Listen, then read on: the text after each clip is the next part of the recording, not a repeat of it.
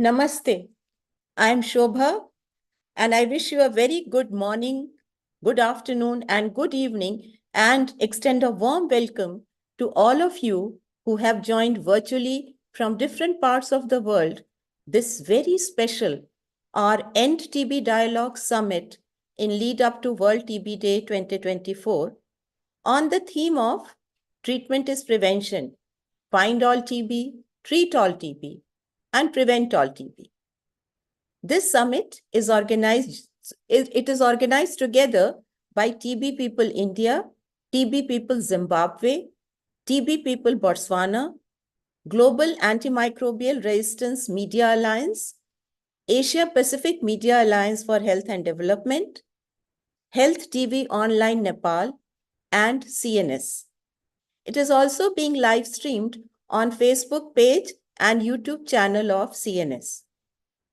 This summit is humbly dedicated to the fond memory and legacy of Naresh Yadav, who sadly passed away just a week ago on 12th of March. Naresh and I come from the same state of Uttar Pradesh in India. Naresh was the president of National Coalition of People Living with HIV in India and was a board member of Tbpeople India. The commitment and humility with which he led the End AIDS and End TB movement is a legacy that would be a guiding light for us all. We pray in our hearts for the departed soul. Here is a quick overview of today's program, which has 4 sections. Section 1 is the inaugural section. Section 2 is on the theme of Find All TB. Theme of session 3 is Treat All TB, and session 4 is on Prevent All TB. There will be a question and answer session at the end of the sessions 2, 3, and 4. And finally, we will also have an open house in which participants can share their reflections and comments either by typing them in the chat box or by raising their virtual hand if they wish to speak. Participants are requested to mute themselves while the speakers present. And my humble request to the speakers is to please adhere to the time allotted to them as far as possible. We all know that TB is preventable and TB is curable. But it was not preventable for over 10.6 million people globally in 2022. It was not curable for over 1.3 million people who died of tuberculosis in 2022. The deadly gap or the divide between what we can do to end TB and what we are doing is huge and it is unacceptable. TB devastates lives, fractures families and communities. We have to find all TB, treat all TB, and prevent all TB in a people-centered manner, in a human rights-centric and gender transformative ways. There is no excuse for inaction, as only 21 months are left to end TB in India and 81 months left to end TB in the world by 2030. The sense of urgency must spur unprecedented action to end TB. A TB-free world is possible. We can do better, and we have to do better, as ending TB is a human rights imperative. Without any further ado, I invite Dr. Lucica Ditiu, Executive Director of Stop TB Partnership, to deliver the opening remarks.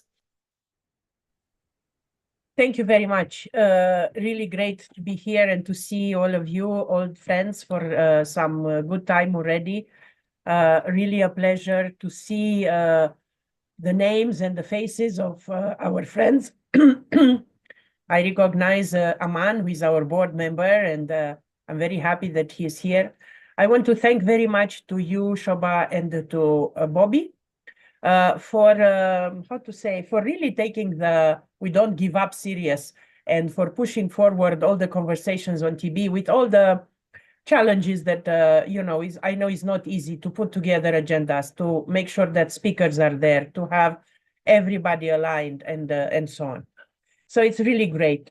So I will just 5 minutes say 2-3 things for all of us. First of all, I want to say that it's March, a few days ahead of the World TB Day, and many countries started already events for the World TB Day. And I think that this should inspire us to really celebrate or have a voice raised for tuberculosis, not just during the TB Day, but during the week of TB Day, or I would say even during the month. And to be very honest, we had a regional discussion in Manila a few days ago, and participants requested indeed that we don't speak anymore of World TB Day, we speak the World TB Month. And some people said that we can even choose a year in which we will be very, very active and very pushy on tuberculosis, not just in terms of a day or so on. The other thing that I want to say is that for many people here that are in the TB response for a long time, there was a lot of skepticism in terms of can TB be ended, or can we make big progress on TB? And I know that there are still people like this in the world. And I think we need to stand up very strong and high and say that, yes, it is possible. And it's not only that we have this possibility done by estimates and modeling. We see countries, we see high burden countries doing remarkable progress in terms of finding and treating people with TB that are their own, citizens. As you know, 2022, according to the WHO data, was the best year in terms of finding and treating people with TB. By simply going above 7 million of people with TB being diagnosed and treated. As you know, we have, as you, Shobha, just said, a big reservoir. So we have where to grow. From Stop TB partnership work and looking at the data that the WHO is collecting, working with the Global Fund, and directly from our interaction with the countries, we estimate that 2023, we will see the official data. I want to make a bet myself here. We will see the official data from WHO later in the year, is that we will go above 8 million people with TB diagnosed and treated, which will be unheard of, right? And the number of people missing, will be less and less, okay? I hope that 2024 will continue in the same rhythm. I know that there is a lot of ambition in some of our high burden countries, and I really would like to see that in 2024, we are able to ensure access for diagnosis and treatment to close to 9 million people with TB, which is, I will tell you, several years ago, this was a dream unheard of. It's, of course, driven by some of the big countries, high burden countries, India, Indonesia, Philippines, Bangladesh, Pakistan, but also in Africa, Nigeria is absolutely doing fantastic work, as well as you know, South Africa, Ethiopia, and so on. So I think it's possible.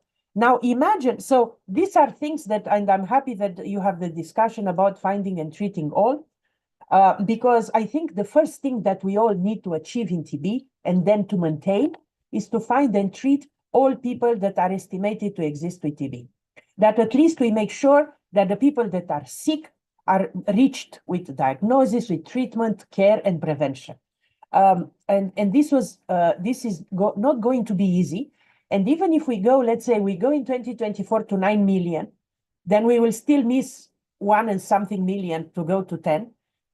To ensure for this extra 1 point something million people, their access to diagnosis and treatment will be the most difficult, because they will be the most vulnerable. And for the most vulnerable, we need not only to ensure that the tools will be available for them and that will be accessible for them, but we do extra efforts to embrace them and bring them to be diagnosed and prevented. And in many, many instances, this is really difficult. And people that have any vulnerability are really not being, received or embraced as it should be. So this was my second point. The third point that I want to make, and the last one is this. This should be the line, finding and treating all. We have a timeline till 2027, but I think we can do it earlier. Then we will need to maintain this coverage. The worst thing will be to start dropping and again miss some more people with TB. But all these efforts will not show a huge impact on the incidence of TB. To show that, we need prevention. And we need to secure prevention. What we have right now is the treatment. We hope to get a vaccine. But without prevention, we will not be able to bend the curve. We need more efforts to do that. Now, as you know, we need extra efforts to do the prevention because for many years we are trying that and it doesn't really take off for all different categories that should take prevention. It's going very well with the people living with HIV, but there are a lot of groups, including or especially the close contacts of people with TB and the children that are not really properly embraced. So I think this meeting is great that is happening. I think we need to have a lot of conversations about this. I know there will be a lot of speakers looking at the way in which we can find and embrace our people with TB and ensure access for diagnosis and treatment. I note my other board member here, Erlina, who is doing private sector work as well as public. But I want to say that in many countries, private sector engagement is crucial to finding and treating all of them. So I hope that there will be an angle around that. And with this, I want to thank you very much. And I hope I didn't take too much time. I will stop here. Thank you, Shobha. Thank you, Lucica. And you have not taken too much of time. We could hear you endlessly. You know that. And we are so happy that you were here with us today. And you have really energized us with your words. And also the challenges which are there, you have underlined them so very clearly. So really grateful for your time, Lucica. Thank you. Our next speaker is Mona Balani, President Tbpeople India, who kindly consented to be with us at very short notice in place of Daxa Patel, who is unable to come due to some last-minute assignment. Over to you, Mona. Sabhi ko namaste. Namaste. Good afternoon. So, Lucica, welcome again in this webinar, and thanks for giving the opportunity. It's already you mentioned about the challenges. So, I am here today to share one said information about one of TB activist from the Tbpeople India, which was our leader, Mr. Naresh Yadav. And just recently on 12th March, he passed away. And there are no words to say about Naresh Yadav because he is leader for the community. Because his dedication, his commitment towards the prevention of HIV and TB, it was remarkable. He was the leader since 2003, and he joined National Coalition of People Living with HIV in India since 2010. And prior to that, he was leading the leadership in the northern part of India, but later on, he comes the part of National Network of TB and HIV both. So as he joined as a TB activist because he faced a lot of trouble in diagnosis that time when he found with the TB. And he also decided to have a chapter for the India TB people to raise the voices as high as PLHIV are raising to every platform. So he will be in our all memories, in our heart with his dedicated work towards the people who face TB. And this is the opportunity to highlight his work to overcome the challenges because he was also part of the many of the meeting where we raise our voices as a country level during the TB summit, online webinars, during the COVID, during the many of crises. So I think he will be in all conversation whenever we'll be design the program, whenever we'll be design any kind of things for the TB prevention and the care of the people. So I think this is the opportunity to have a great tribute for him by making a 1 minute silent to give the peace to his soul. So just I'm requesting to all, can we have a 1 minute silent for him?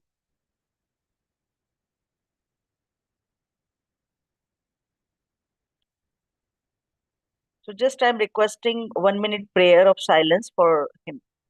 Thank you so much to all.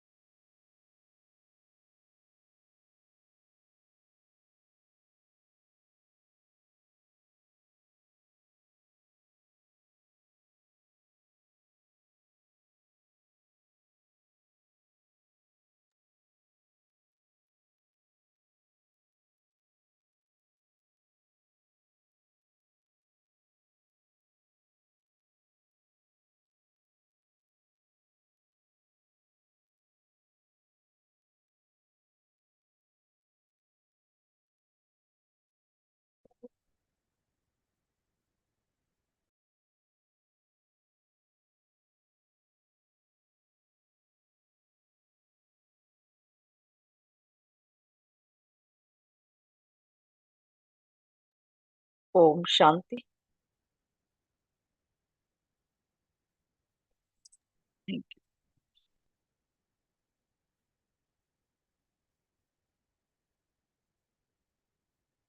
you. Shall I just re-echo the message from the community side uh, in the favor of prevention of TB communities? Because as we all know, like India is also a high burden country, and many of concern we are facing so many challenges in the different part of country. Not is the universe challenge for each part of the country, but different states are having the different kind of challenges and their own good practices also in the states with their uh, respective state AIDS control societies and for the state TB officials to prevent TB among the PLHIV. And there are some great efforts taken by the government of India, like so many security schemes and social schemes also they have initiated to prevent the TB. And recently, we can see the today's news in Maharashtra. There are case notification uh, reduced by around 40,000, like since last year. So again, there are the efforts, there are the initiatives are being taken care by the government of India and as well as the community voices coming up front to demand the advanced testing, early diagnosis, and treatment care. So when we are talking about the screening and treatment, there are so many advanced things are happening, but still we have to go far away. While we are talking about the LAM test among PLHIV, while we are talking about the 2-net testing for all PLHIV, still 100% PLHIV screening testing. It needs to reduce the death cases, to reduce the stigma related cases among the communities, as well as TB affected communities also are there, which needs the contract testing in early stage. In early stage, they need to diagnose properly. TPT, TB preventive therapy, is still one of the major initiative has been taken by the government of India and Central TB Division to make preventive therapy for all communities and the family members. So I think there are our big role as a community to contribute to enhance the TPT among the communities, to enhance the awareness about the TB and preventive therapies among the communities. And I think this was the message which also Nareshji want to give on this TB day, because we have a planning meeting and a community consultation at the national level in the February month. And we came up with the strategies where we need to go. And by this TB day, we are planning to have a big awareness program and campaign. But still, there are some things which are in pipeline due to his sudden demises. So we will go on that track which he has decided to go.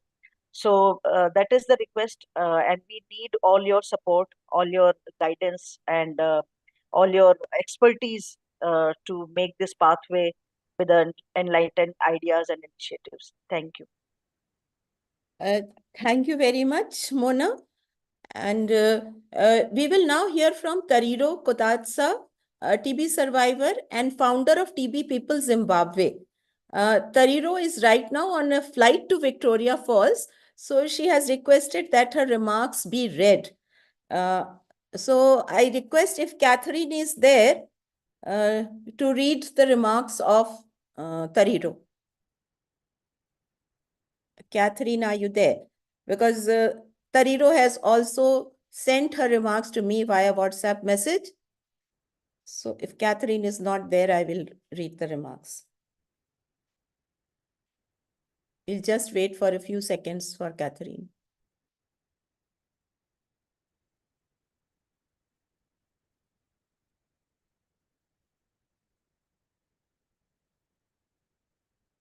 Okay, without wasting any more time, I will read the remarks which Tariro has sent. Tariro says, on behalf of Tbpeople Zimbabwe, I welcome you to our annual NTB Dialogue Summit to mark World TB Day 2024. We say yes, and we believe, yes, we can end TB, but reality on the ground is failing us to end TB. The deadly divide between what we can do and what we are doing must end.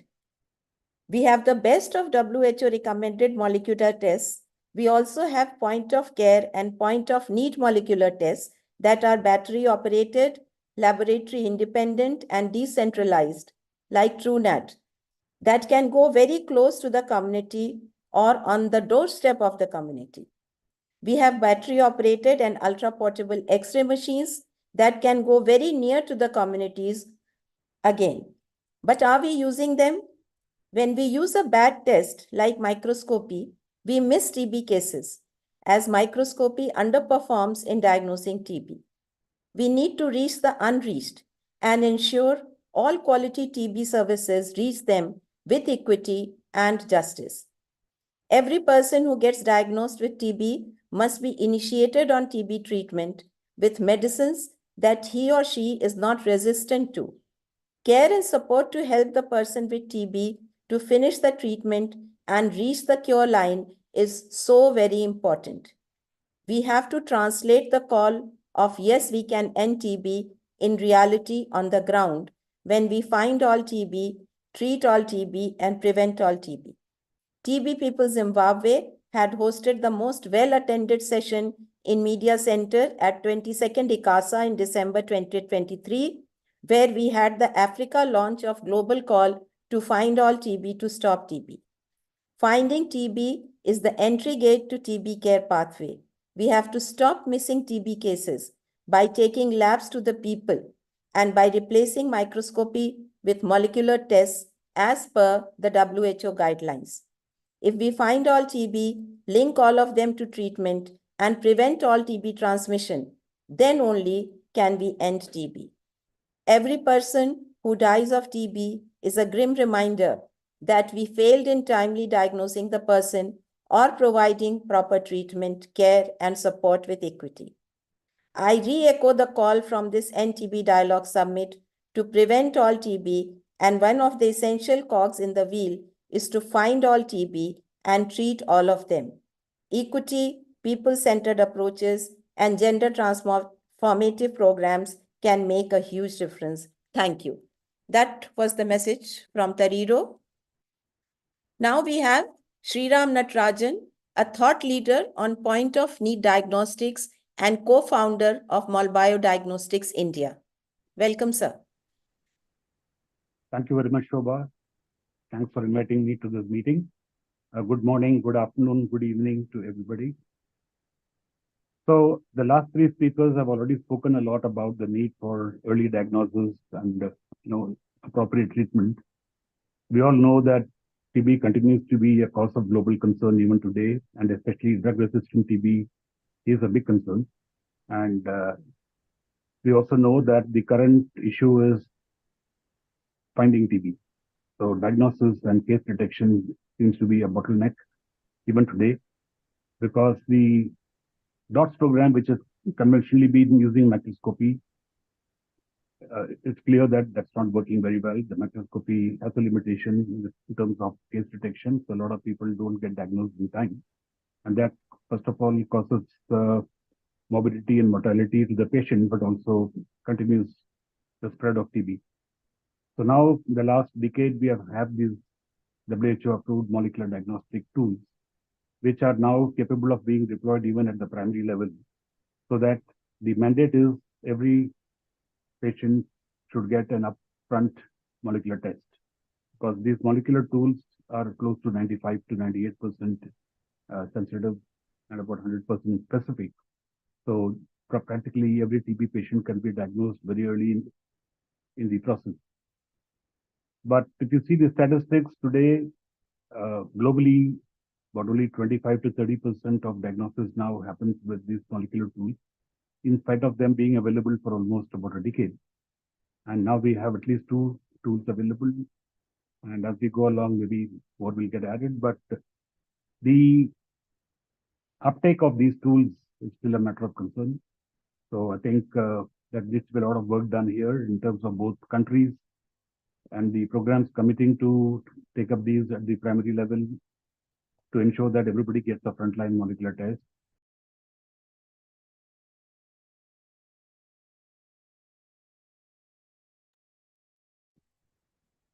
Sorry, can you hear me? Now we can hear you. Yes, you were disrupted for some time. Yes. Yeah. So the Global Funding Agency. Again disrupted. You are muted. Yeah. You are muted, sir. We can't hear you. Yes. Yeah, sorry, there is a network problem. Okay. Yeah, I was just saying that, we still need more commitment from global funding agencies to focus on this aspect of ensuring that every country is able to afford and have these tools implemented. Because if we really want to end TB, and there is a target of 2030 for ending TB, that these kind of interventions have to be scaled up and speeded up. And also, not only case detection of presumptive TB cases, but also at the community level and at the high-risk population level, active case finding needs to be also implemented, because if we want to end TB, then we have to make sure that even the asymptomatic people get into the chain, and they are already treated. And so Shobha was talking about X-rays, and so the X-ray, and the last speaker also was speaking about this as a tool for screening large people and using a molecular test as a confirmatory tool is something which WHO has already mandated as a active case finding algorithm. This also should be implemented. It's all very early stages now, but I think we don't have too much of time in terms of the targets that we have set up on ourselves. So it's important that these are all taken up seriously. From Molbio, I can just say that we are fully committed to this cause, and we will keep doing whatever we can to ensure that more and more high-quality tools are getting available. And we hope that all the countries can uptake and implement these effectively from all the new technologies that are coming up, and ensure that we're able to meet these targets and save hundreds and thousands of lives that are being lost even today. Thank you very much. Thank you, sir. Thank you very much.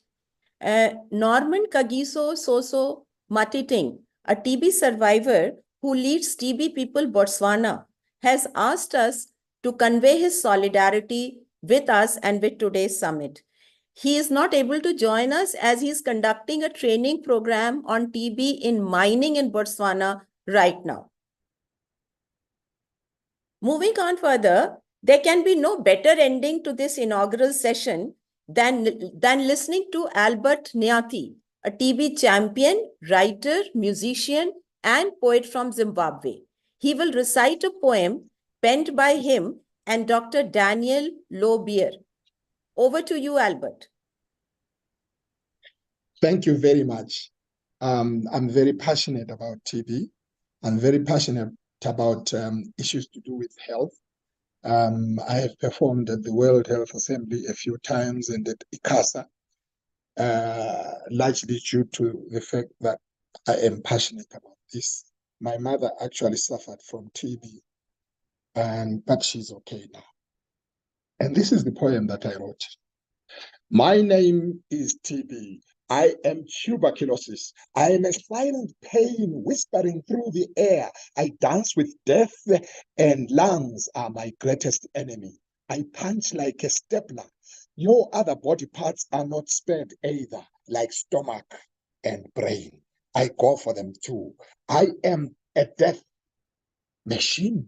Strife is my business, as your downfall is my happiness. I rob you of your beloved ones every day, and every day I spread my wings mercilessly to communities. I don't care who you are, where you live, rich or poor, young or old, black or white. I am everywhere, almost like the air you breathe. Millions lie on mats from illnesses I create. I am TB. But you guys can actually prevent me. Prolonged cough, chest pains, fatigue, weight loss, fever, night sweats. That's how you can identify me. When that happens to you, rush for TB screening, as my coughing, my sneezing, my spitting may easily have spread to you through the air. I am TB. 4. I sprint like Usain Bolt.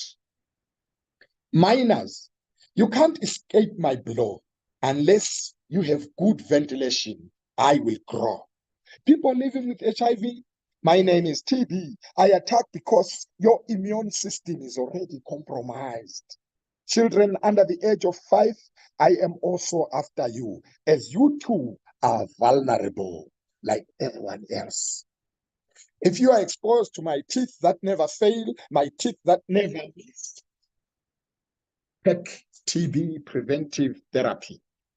When caring for those that I have put to misery, wear a mask, because I am TB. I attack, especially the careless. When I spread my infectious fangs, you too can fight me by spreading infectious words with friends, with family, with neighbors, warning them of my vicious attacks and how you can break my never-failing wings. I am TB.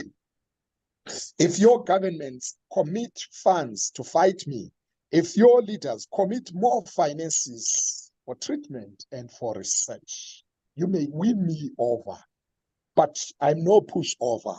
I am TB. I am merciless. I attack. My name is TB. If you stigmatize each other, you give me pride because I am merciless. So get together and fight me collectively. That's how you can win me. I am TB. Thank you very much, Albert. And we are surely going to win TB. Not win you, but yes, TB. Definitely. Thank you Shobha, for that. Yes. Can I say something, Albert? Yes, please. Please do, Lucica. No, yeah, I'm please. sorry, I just jumped like that, and I have another meeting, but I delayed it because I wanted to hear Albert till the end. I have people here in the room, Yes. but I want to say, Albert, this was excellent, and thank you. And I just want to say, absolutely a spectacular job you did. We have here in the Global Health Campus, we put poems on the walls in the entire building. And we will discuss, and we will get in touch with you, Albert, but also Shobha and Bobby, if we are able to get from others, if I don't know if people are as skilled as you, Albert, but for sure your poem must be here in Geneva on the Global Health Campus wall, because there are now just poems about immunization and about Gavi. And I'm always frustrated because I say, why don't we put any TB poems? And then everyone tell me, do you have any TB poems? And now I will go today and say, I have a TB poem, which is amazing. So I just wanted to say that Shobha and Bobby, we can discuss if we can have from other countries, if there are people that are skilled. I don't want to derail the conversation, but I think all of these efforts are so important. So I think it will be really great to get this poem and others. Yeah. Yes. Thank you, Lucica. And you are prompting me also to write a poem on TB. So let's join hands. Yes. Thank you. Thank you very much. Thank you. Thank you. We now move to the next session, on the theme of Find All TB. And our keynote speaker for this session is Scientia Professor Dr. Guy Marks, who is a noted respiratory medicine expert from University of New South Wales and President of International Union Against Tuberculosis and Lung Disease. But he might join us a little late. So in the interest of time, I will first invite James Malar, Community Rights and Gender Advisor at Stop TB Partnership, to share with us some human rights related barriers that block access to TB services. And as soon as Guy comes online, we will take his keynote address. Welcome, James.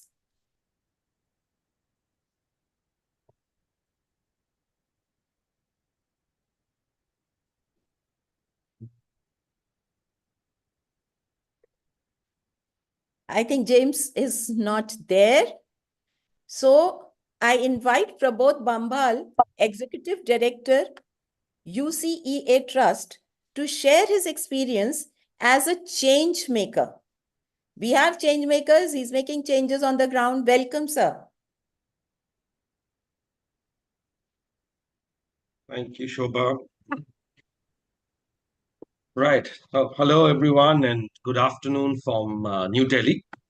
At the outset, I would like to thank Shobha and Bobby for inviting me to speak at the NTB Dialogue Summit. As mentioned in the theme of the summit, Find All TB. This is something that we at the USCA Trust are actively pursuing through our 1,000 TB-free villages project, which is supported by GSW Foundation. And through this project, we will be reaching out to a population of 1 million people. We started this project in August last year and are working in Maharashtra, Odisha, and Karnataka. In my talk today, I will share our approach and experience of the workings in some of these rural villages of India, where we have begun our work. The villages where we are typically fall in the range of 1,500 to about 2,500 people. I will cover three aspects, which I believe is important to finding all TB, namely the role of community, technology, and program management. So, as with So, as with many projects, the community is at the core of our project as well. And we believe that the community needs to drive this fight to end TB if we are to achieve the ambitious goal of ending TB in India by 2025. By placing the community at the core, we need to ensure that they are fully involved in all processes of making their villages TB-free. Therefore, through our project, we endeavor to put in place some of the following. We aim to mobilize our sarpanches, these are the village heads, to form an alliance that will motivate other villages to take up the cause to end TB, as well as build TB awareness, which in turn should help in ensuring demand for TB services from the bottom up. Further, we will also hire TB champions at village level, and through them, we will get the screening done and done for all, but also ensure linkages to government benefits. We have already been successful in getting the Maharashtra state government to request villages to put the cost of hiring TB champions in their Gram Panchayat development plans. At this point, of course, it's in very few places, but as we move forward, we are hoping to replicate this in other villages as well. There are other interventions planned to involve the community, but the point I wanted to make is that with communities at the core, we believe we will be able to find all TB, at least in the villages where we work. So that is something that we have been emphasizing and we believe is a way to move forward to find all TB. Next, on technology, I think most of you will agree that the current technology to screen and diagnose TB, if done properly, will help to identify all the missing cases. Also, from our project, we have seen in a small population of about 5,000 people that we have screened so far, where we screened them for TB on the basis of symptoms. We used the portable chest X-ray, as well as a cough and sound-based AI application. And we were able to find cases of TB. Here, I have 2 points that I would like to make. First, if we had only relied on symptoms or X-ray or cough AI app, then we would have missed cases. And second, that the current technology helps finding the missing cases. We just need to find the best mix. We intend to make a detailed presentation of our findings over the next month or so. But as I said, current technology done properly finds missing cases. Finally, the third aspect that I want to highlight today is program management. I have worked in TB control for a very long time, and I do believe that the TB program is probably amongst the best health programs in the country. I've seen the dedication and commitment that several NTP managers have shown over the years to fight against TB. Today, many global leaders in TB have been associated with India's TB program. And even within the country, we have some exceptionally talented experts working on TB control. We all know how important TB program management is to end TB. India is a large country with many challenges, and while a lot of progress has been made, it is now time for all of us to double our efforts. Therefore, my ask to all partners, be it government, non-government, or the private sector, that we all come together to fight this fight against TB. In conclusion, I would like to say that we must keep the communities at the core, use the technology that is available, and program management should be very robust so that we are able to provide TB services at scale across the country. I would like to end by thanking our organizers for inviting me to speak. Thank you, Shobha. Thank you. Thank you, Prabodh. Thank you very much. Let us now listen to Dr. Samantha Tinsay, Municipal Health Officer, Bantayan Municipality, Philippines. She again is a change maker on the ground who has been translating scientific discoveries into public health gains at the grassroots level. Let us listen to her.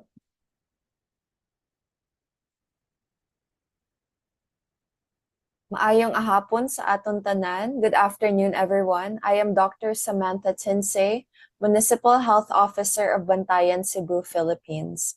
And we are bringing artificial intelligence to Bantayanons, reaching the unreachable. Bantayan Island is an archipelago located on the northernmost tip of Cebu Province in the Visayan region of the Philippines.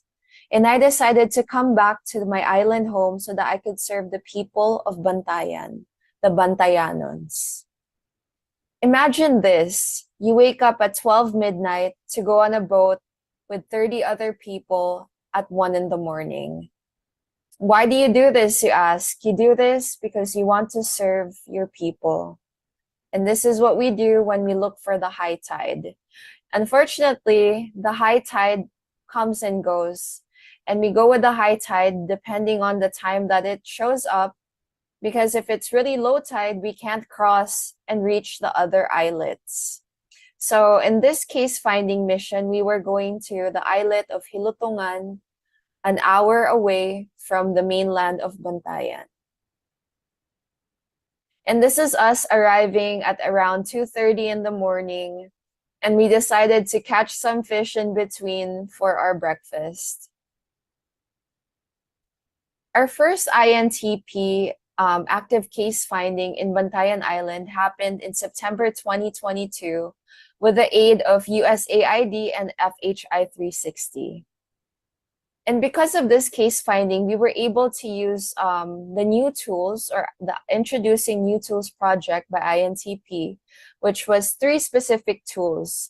So we had the Fujifilm X-Air Ultra Portable X-Ray, the CAD4TB Artificial Intelligence System by Delft Imaging, and the Molbio TrueNat machine for mobile RT-PCR testing.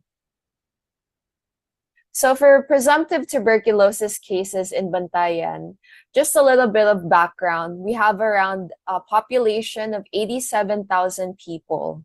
And this was as of the last census in 2020.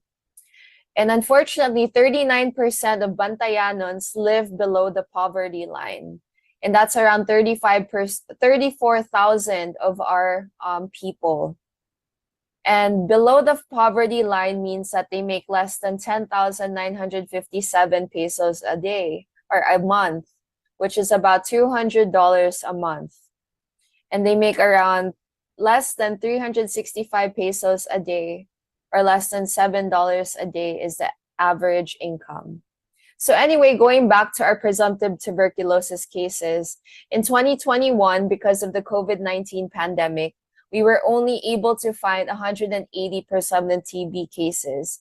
And this was because people were hesitant to seek public health services due to the ebb and flow of the quarantine period.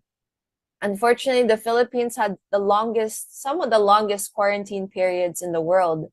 We were under quarantine and lockdown for almost 2.5 years. So anyway, going back in 2022, we were able to jumpstart our case finding for tuberculosis because we were piloted as one of the test sites of the INTP project in the Philippines. And using the ultra-portable X-ray and the CAD4-TB, we were able to screen 1,774 more presumptive TB cases than we did back in 2021. This was over 1,000% increase.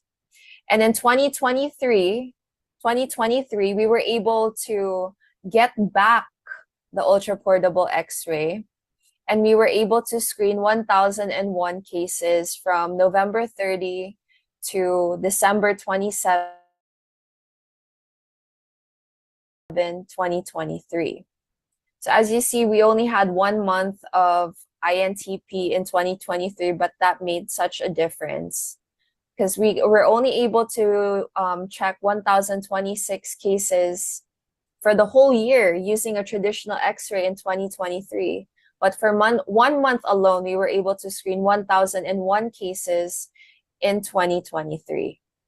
So for 2024, you can see we've already screened 1,976 presumptive TB cases up to February 29, 2024. And actually now our numbers have jumped to almost 3,000. And it is now March 18. So this is our screening algorithm that we use here in Bantayan. So we use both the ultra-portable X-ray and the CAD4-TB AI.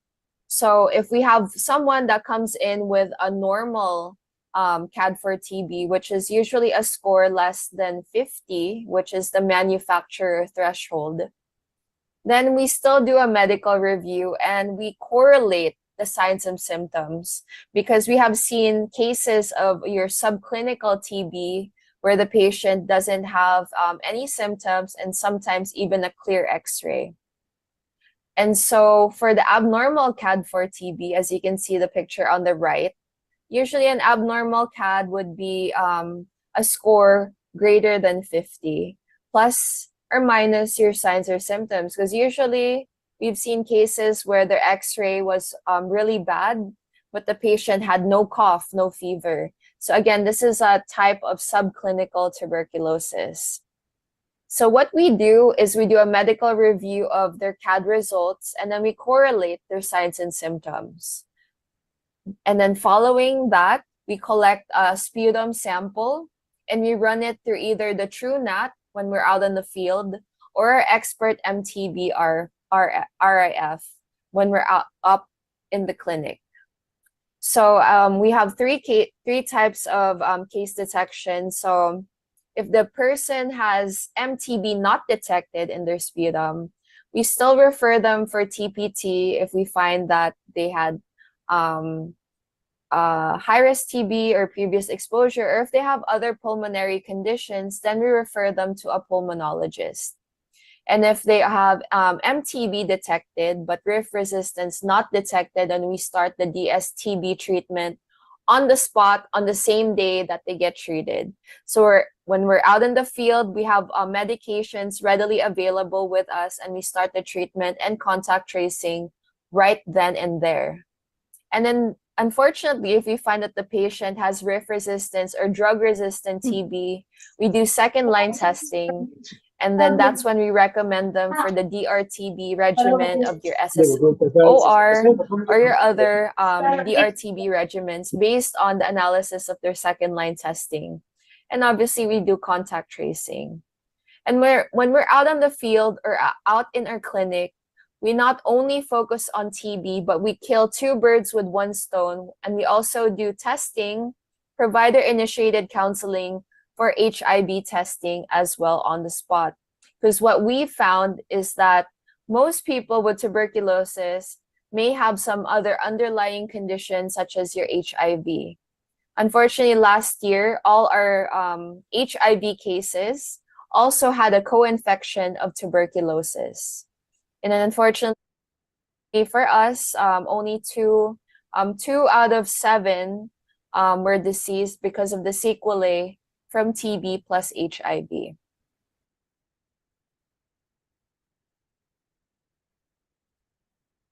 Thank you for that, Samantha. And really, what a nice algorithm on the ground, which is working on the ground and taking care of all aspects. We are happy to have Professor Dr. Guy Marks with us now, and he will deliver the keynote address. So I welcome Scientia Professor Dr. Guy Marks, a noted respiratory medicine expert from University of New South Wales and President of International Union Against Tuberculosis and Lung Disease. Welcome, sir. Hello. Hello. I'm not sure whether to say good morning, good afternoon, or good evening, but for me, it's good evening. Yes. For you, I think it's probably good morning. So greetings, and thank you very much for inviting me to give this presentation. I want to thank you at CNS, Shobha and Bobby, for the wonderful work you've been doing over many years in bringing these messages to the people, to the community, to civil society, and it's a very important work that you're doing in a very important country in the world, and so I'm grateful to you for that. I'm just going to get my slide presentation. And share my screen now. Just work out how to do that. Share screen. I think somebody needs to enable sharing of screen for me.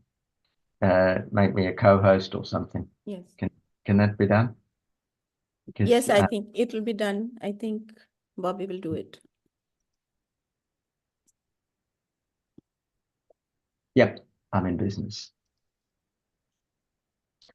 Okay, so this is a map that is very familiar to many of you from WHO's recent global tuberculosis report. And you all know it. It shows a lot of countries in light blue here where tuberculosis is not much, and a lot of countries in Asia and in Africa, and including in the Asia-Pacific region where there's an enormous amount of tuberculosis. But I think we tend to just look at this and take it for granted. That's the way the world is. Actually, it doesn't need to be this case. And what this map really tells us is that we have a massive inequality, injustice, and failure over decades. That's what this map represents. This map represents in the pale blue what is achievable using existing technology, and in fact technology that's been around for decades, including treatment and diagnostics.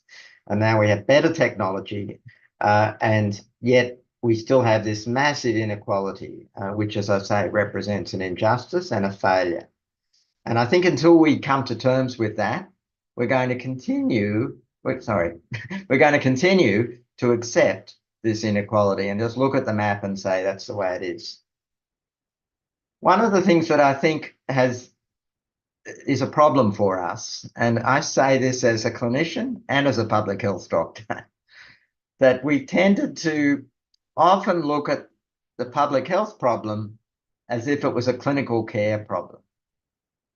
And I'll say what I mean about that in a moment. But we need, as people involved in public health, to take a population health approach to what needs to be done to end tuberculosis. And in fact, that is exactly what was done in countries like my own country and in many other countries, where people realized that tuberculosis is a communicable disease like COVID. One person's tuberculosis is another person's problem. Your TB is my problem and my TB is your problem. We need to think about this as a communicable disease and as a public health problem, not simply as an individual patient clinical care problem, the way in which we deal with diabetes or high blood pressure or cancer or other problems. I show this diagram at the beginning just to set the scene for the sort of two pathways that I'm alluding to, the clinical pathway and the public health pathway.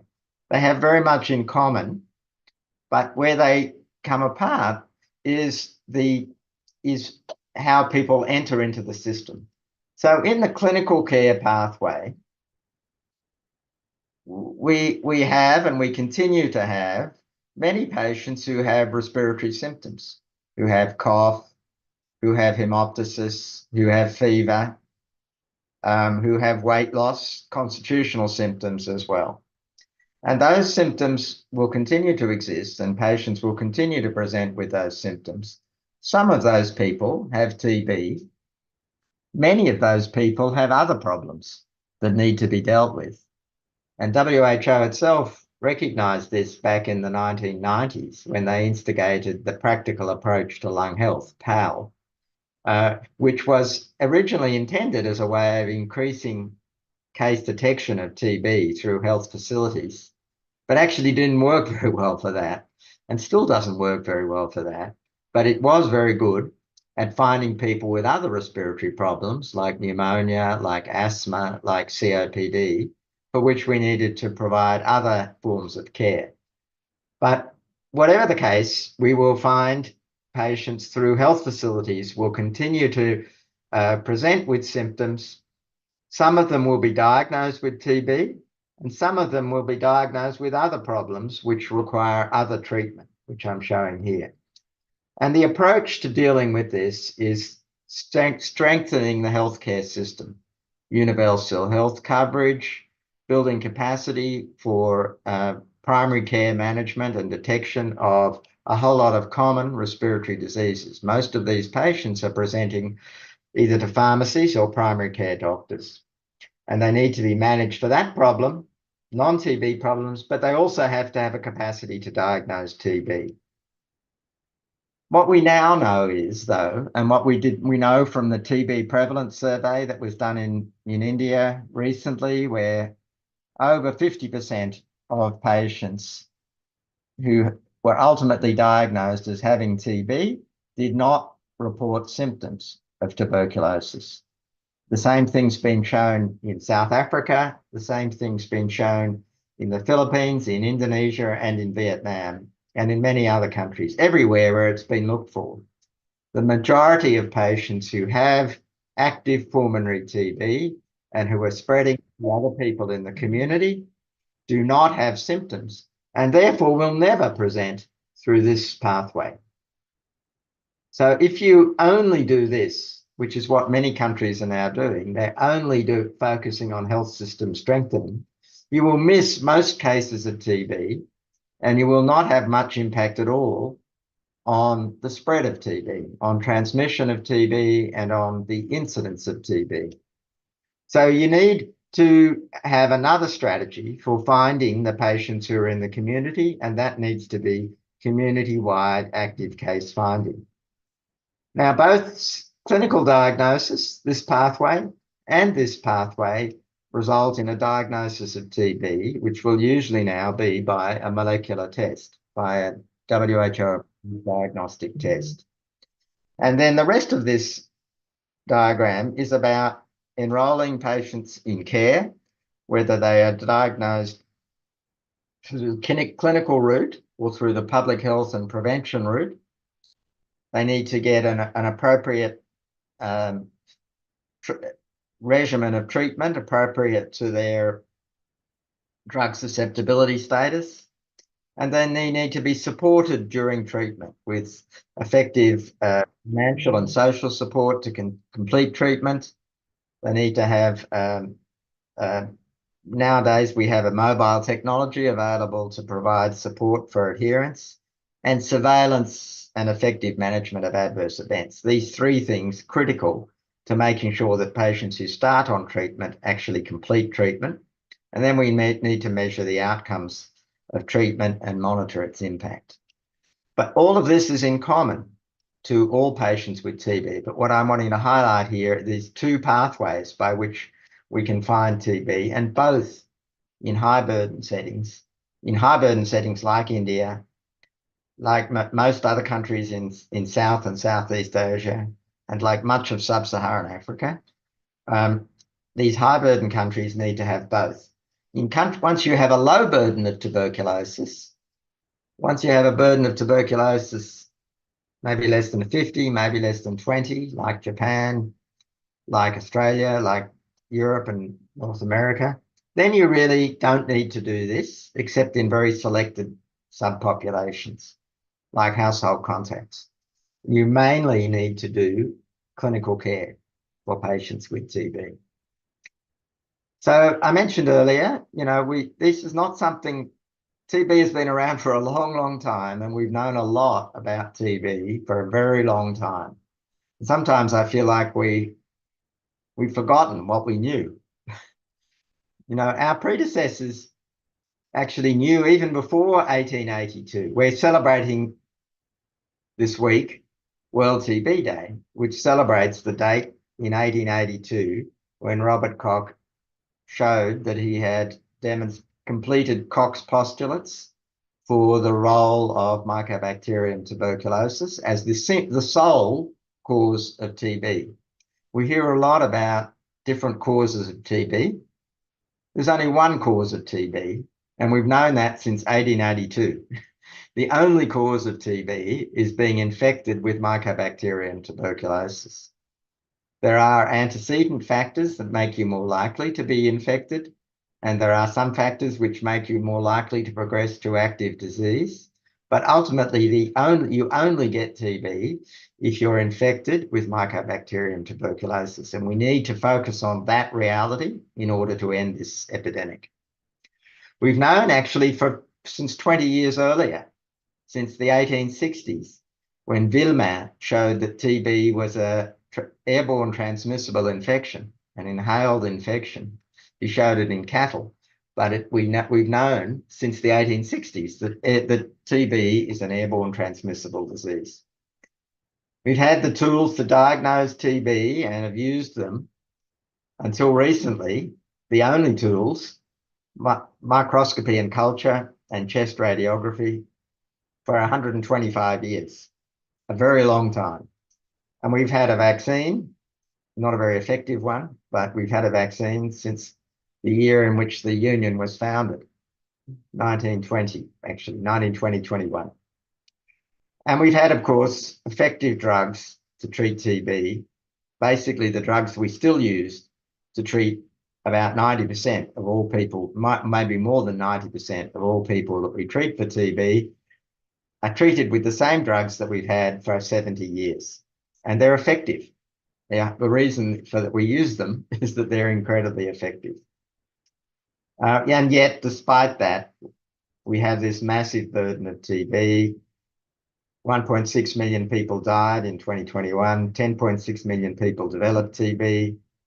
And as we all know, despite what people would like to say, we all know that we're not on track to end TB anywhere, anytime soon, any of the high burden countries anytime soon.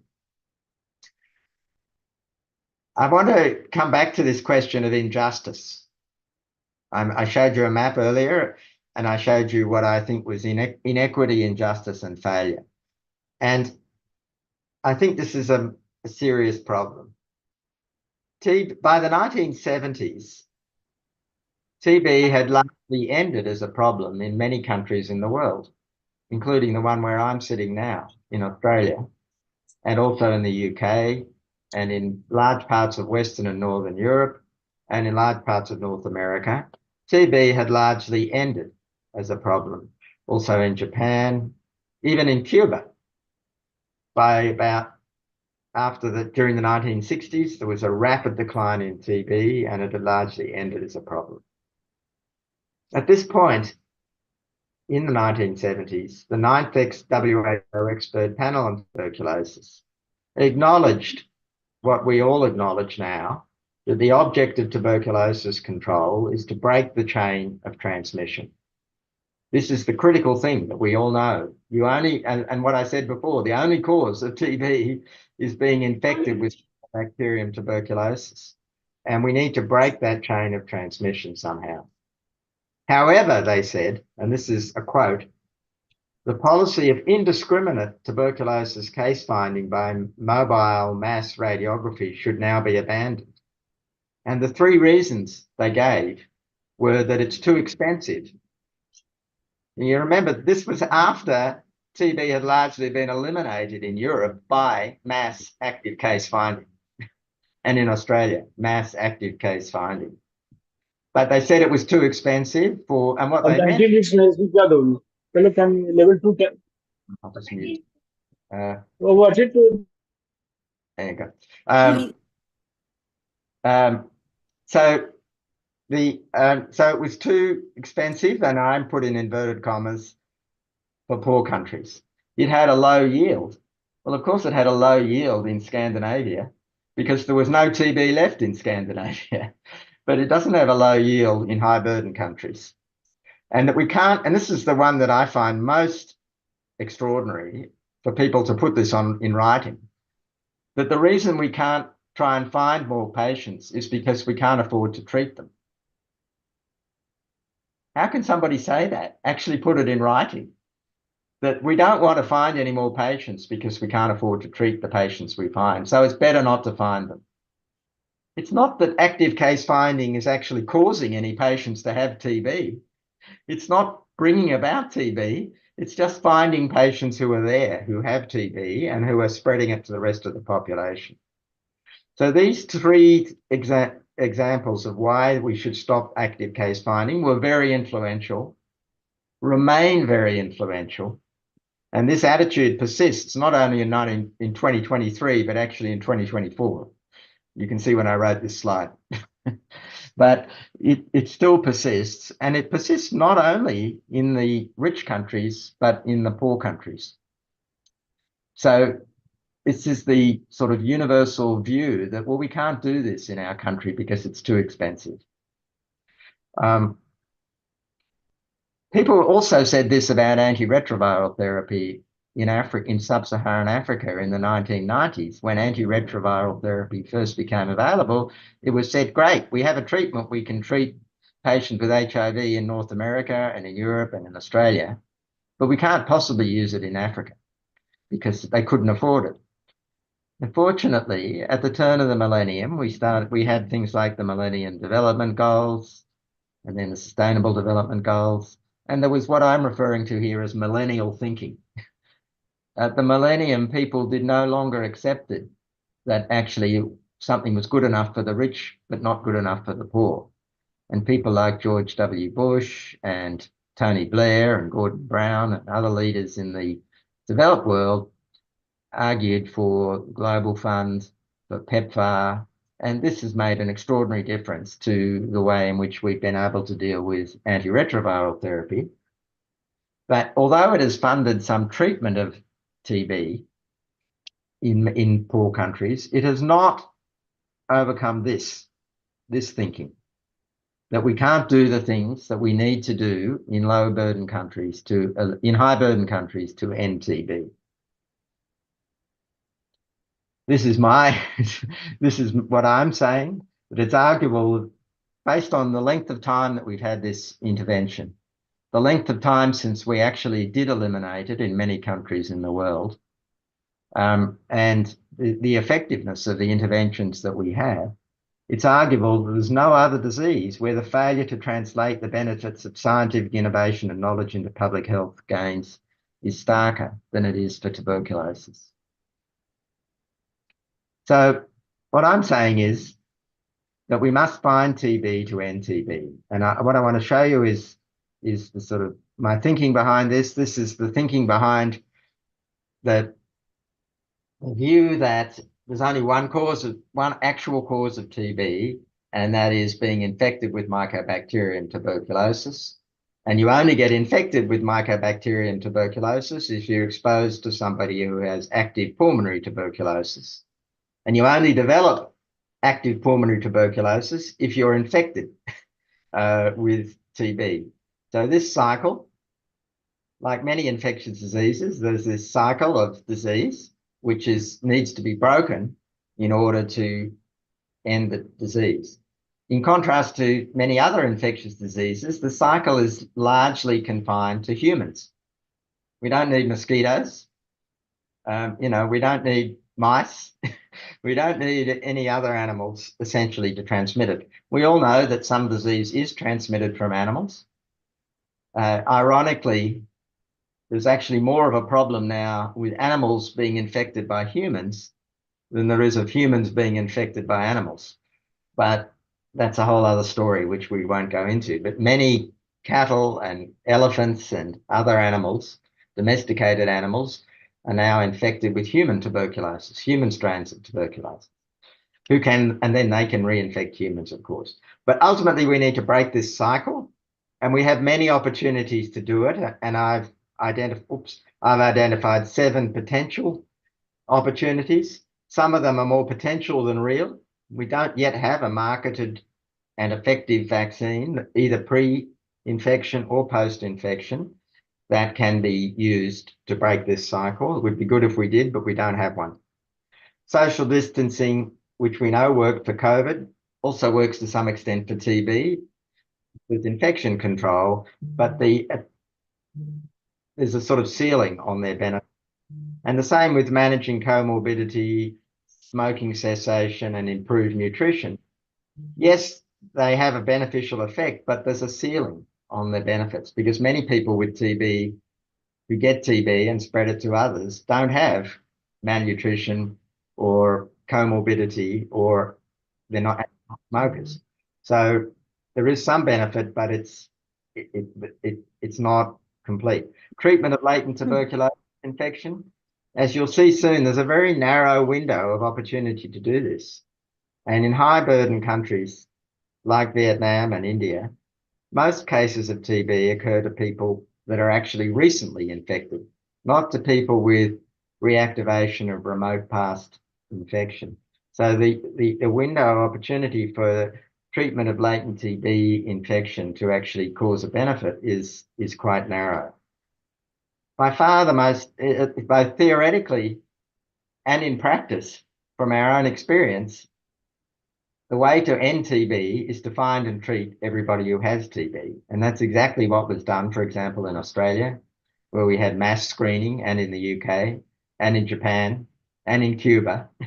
Many countries, there was mass screening, radiographic screening, mass miniature chest X-ray screening.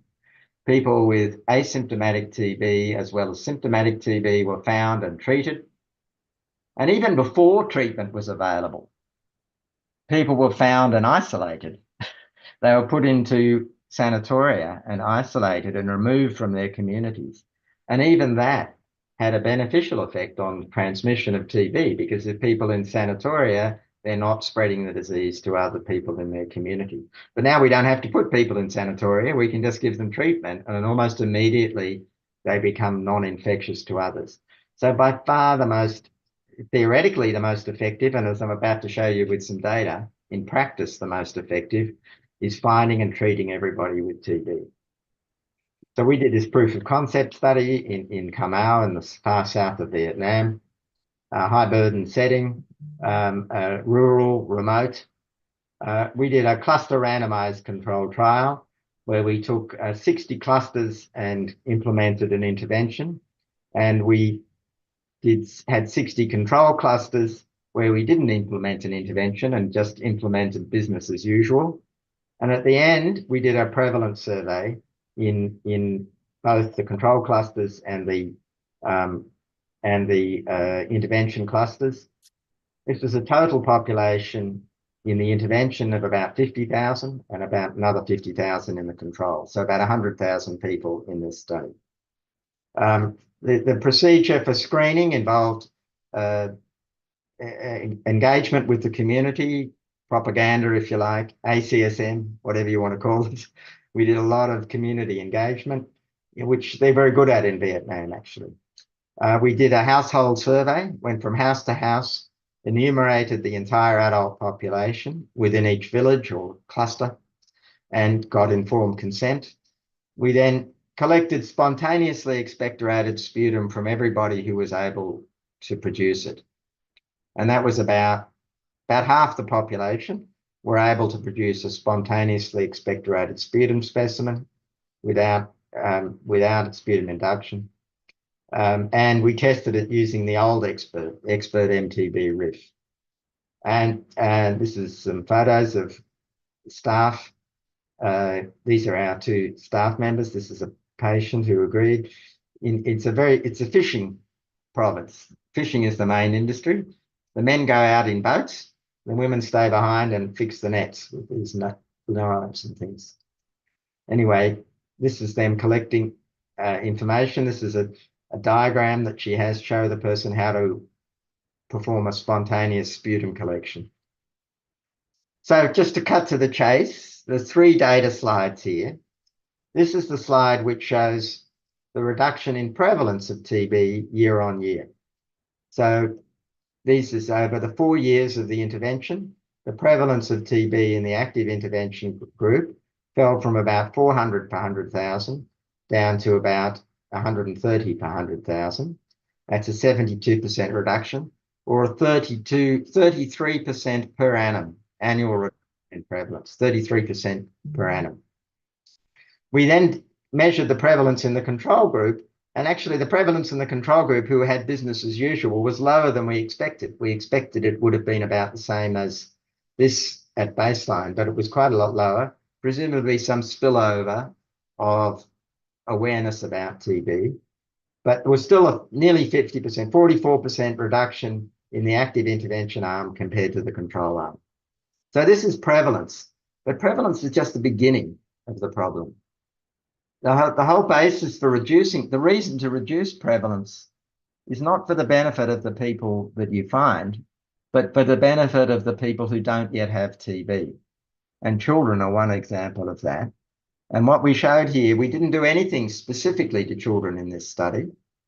They were just bystanders, but they lived in the same villages. And we tested children who lived in the control villages and children who lived in the intervention villages. And we measured the prevalence of TB infection using an IGRA, and it was 50% lower in the intervention arm, showing directly that the reduction in prevalence of TB in adults in the villages, in the clusters, reduced the transmission of TB infection to children. We also, because we were screening in the intervention arm each year, many of the people we screened each year were the same people. So we were able to identify cohorts of people who we tested in 1 year and showed did not have TB.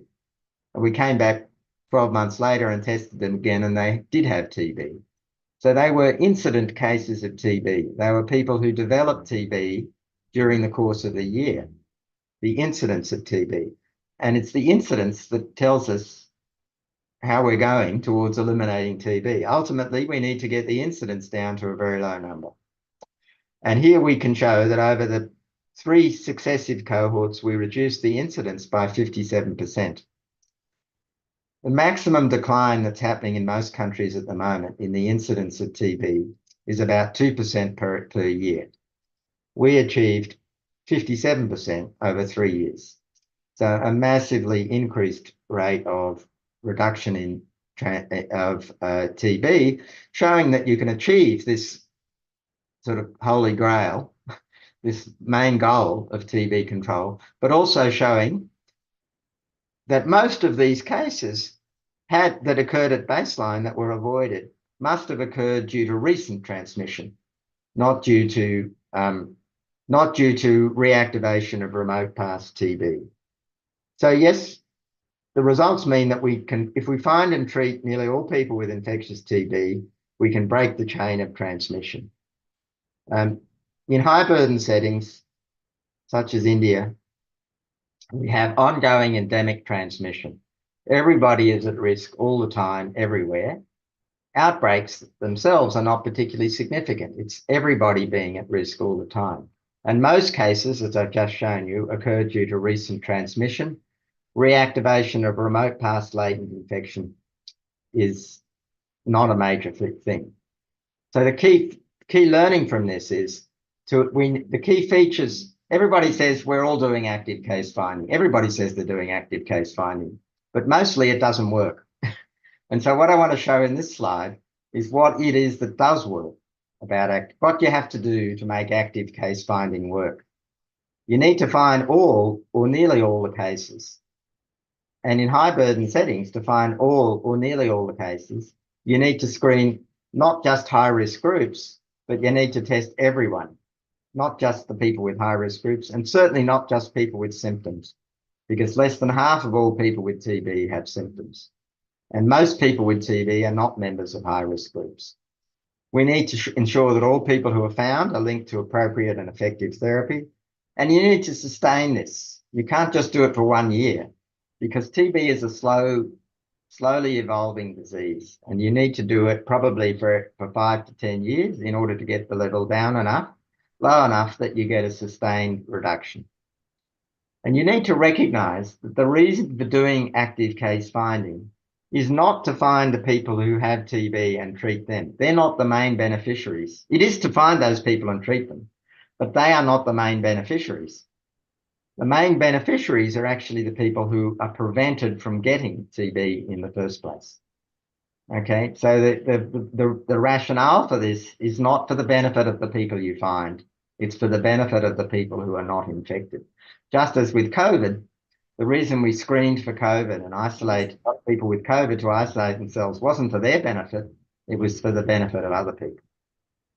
And the index of success should be the impact on the incidence of the disease, what I just showed you, or the number of cases not found. So I just wanted to leave you with a few photographs. This is some of the methodology that we're using in Vietnam. I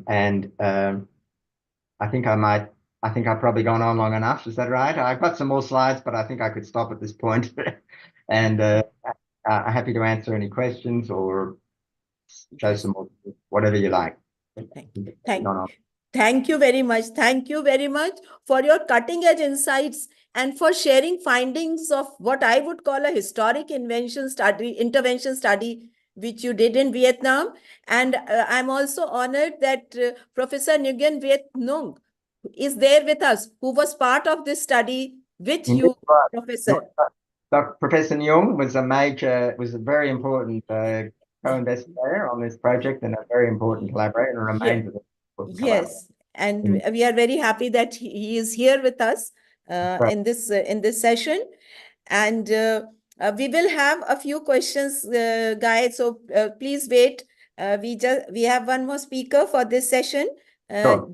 James Malar, Community Rights and Gender Advisor at Stop TB Partnership, who will share with us some human rights related barriers that block access to TB services. And welcome, James. Good morning or good afternoon to everyone. I feel like it's a very Australian accent heavy opening in this session, but great to follow from Guy. So in this like presentation, I will. Can you see my slides? Can I just confirm? Yes. So I'll just try to I'll focus on a slightly different area and look at when we're talking about finding all people with TB, an important area of work, which I guess has got more prominence and more attention in recent times, has been really understanding what some of these barriers are, very much from the human rights perspective. And this is something which I think complements a lot of the areas which Guy has already talked to in depth.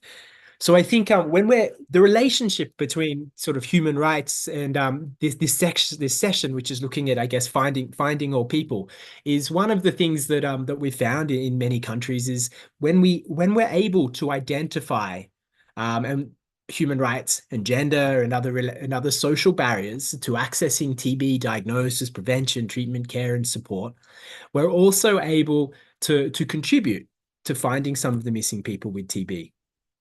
We know that when people experience stigma, when people experience discrimination, it inhibits them from seeking diagnosis. It inhibits them from completing their treatment. So this is something which is, I think, a key component of all like national level TB responses.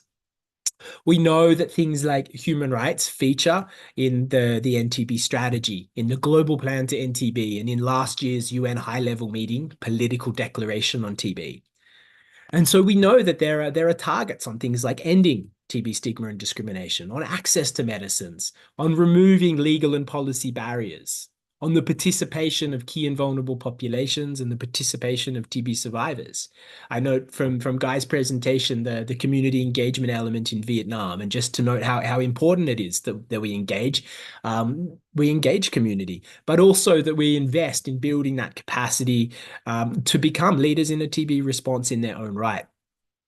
In addition, there are targets that exist in all of our countries, which look at building an equitable and rights-based TB response and in enhancing multi-sectoral accountability, ensuring all the different stakeholders are around the table, and we're holding ourselves accountable for these commitments that we make, for these targets that exist, and for ensuring that we can have the strongest possible TB response that is possible, but we can end TB by 2030. Now, from this side of community rights and gender, there's some of the thinking around this has really worked to develop 7 different pillars, which are things that, you know, from now in the global plan and in these other sort of planning documents. These 7 pillars are things that we suggest should feature in all national strategic plans to end TB. Not only should they feature in terms of the narrative side, but they should also be articulated in terms of interventions, in terms of budgets, and in terms of monitoring and evaluation as well.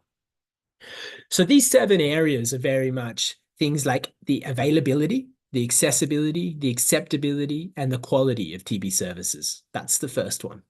The second is looking at non-discrimination and equal treatment. And this is where that element of stigma also features.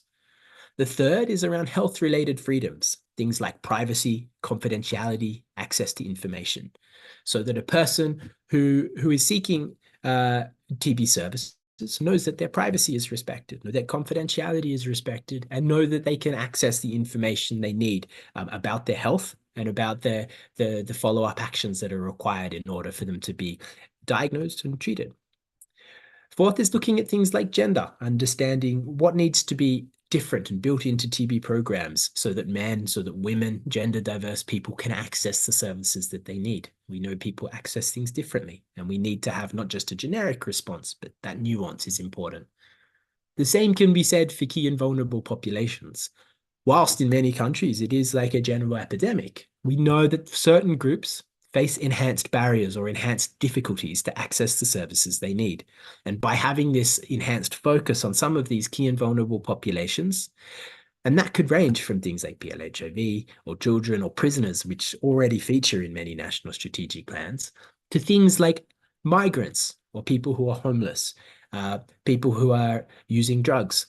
There are many other key and vulnerable populations where there is an opportunity for us in the TB response to further enhance the TB responses and interventions we have to really focus on some of these populations as well. The sixth is looking at the participation of people affected by TB in civil society. So how do we ensure that people who have had TB, who have survived TB, are engaged, that they have the capacity to participate in planning, in prioritizing interventions, in service delivery, in monitoring of services and monitoring of interventions, and in the broader governance of TB responses? And finally, what are the legal and the administrative remedies that are available to us that should a person with TB face any of these barriers? So this is at the heart of a lot of this discussion. Now, this slide here I've included just as it's a snapshot of 20 assessments of these human rights and gender-related barriers at the country level. Now, this is part of a peer-reviewed article, but you can see there's 7 different colors. They represent each of those 7 themes that were on this slide. So each of those 7 themes, and the issues which are most prevalently reported or most frequently reported at the country level in relation to each of these.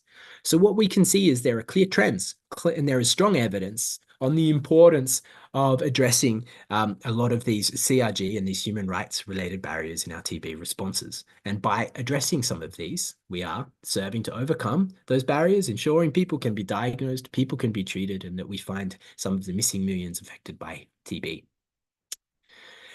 One of the other interventions I wanted to speak to just quickly is this of community-led monitoring. Now, this is something where we can empower community partners, people with TB, to help us to understand those barriers in which they're facing, but also to help national TB programs be aware of those experiences of people who are trying to access TB services. One Impact TB community-led monitoring. This is an entire response that's being built from a TB perspective. We know that some of the community-led monitoring that derived out of HIV responses many years ago, but there is a need now to maybe move away from that experience of criminalized populations to to the experience of people trying to access services. And in doing so, we can really help to strengthen TB responses. I note that TB community-led monitoring using One Impact is now in over 30 countries with 100,000 users of these services. Now, to build this evidence and to understand a lot of these barriers further, there is a suite of different community rights and gender, human rights related tools that are available and are ready for use and have been used in many countries. And so I just include them here, and this includes assessing the CRG related barriers, stigma measurement, developing costed CRG action plans that you can build into your national strategic plans, One Impact community-led monitoring, TB key and vulnerable population size estimations so that we understand the sizes of these populations who we also need to meet, who maybe face more enhanced or more significant barriers when trying to access services, a TB legal environment and human rights scorecard, and we have a funding mechanism which helps support a lot of this work, and that's called the Challenge Facility for Civil Society. Again, some of these tools that I've spoken to, you can access them all based on this resource guidance that's been put together for countries in particular who are developing global funding requests. But these are also relevant for other countries as well, but you'll be able to find that at the link on this particular slide. So with that, I might conclude, but just to say thank you for the opportunity on behalf of Stop TB Partnership for the opportunity to join this really important discussion today. And hopefully this was able to also contribute some thinking around some of this issue of human rights related barriers to TB services and the critical importance of investing in and empowering TB affected communities to play an important role in ending TB. So thank you so much. Thank you, James. Thank you very much for bringing in the perspective of human rights. We can now take up a few questions from the audience. Please type in your questions in the chat box. We already have a few questions which I will ask, and all these questions here are for Guy Marks. Zafar Irshad says, very informative lecture, Professor. May I ask, is there any radiation risk if we use X-ray for mass screening? So that's a good question. The old style chest X-rays that we used, that I referred to, that was done in many countries and probably was done to some extent in India in the past, used the mass miniature chest X-rays. And when I first started in medicine, actually, I was reading those X-rays, like they were 70 millimeter or 100 millimeter films. It was quite a business. And they did have significant radiation, and that's basically why we stopped using them, was from the radiation exposure. The modern style of machines that we're using, the one I showed you a photograph of, have extremely low radiation exposure. And they achieve that really because of the highly sensitive, it's all to do with the monitor, the receptor, the plate. In the old days, we used to use these chemically impregnated plates with silver. Nowadays, they use electronic detectors and they're incredibly sensitive. And so the amount of radiation that's required is much, much less. So the reality is that they are very safe.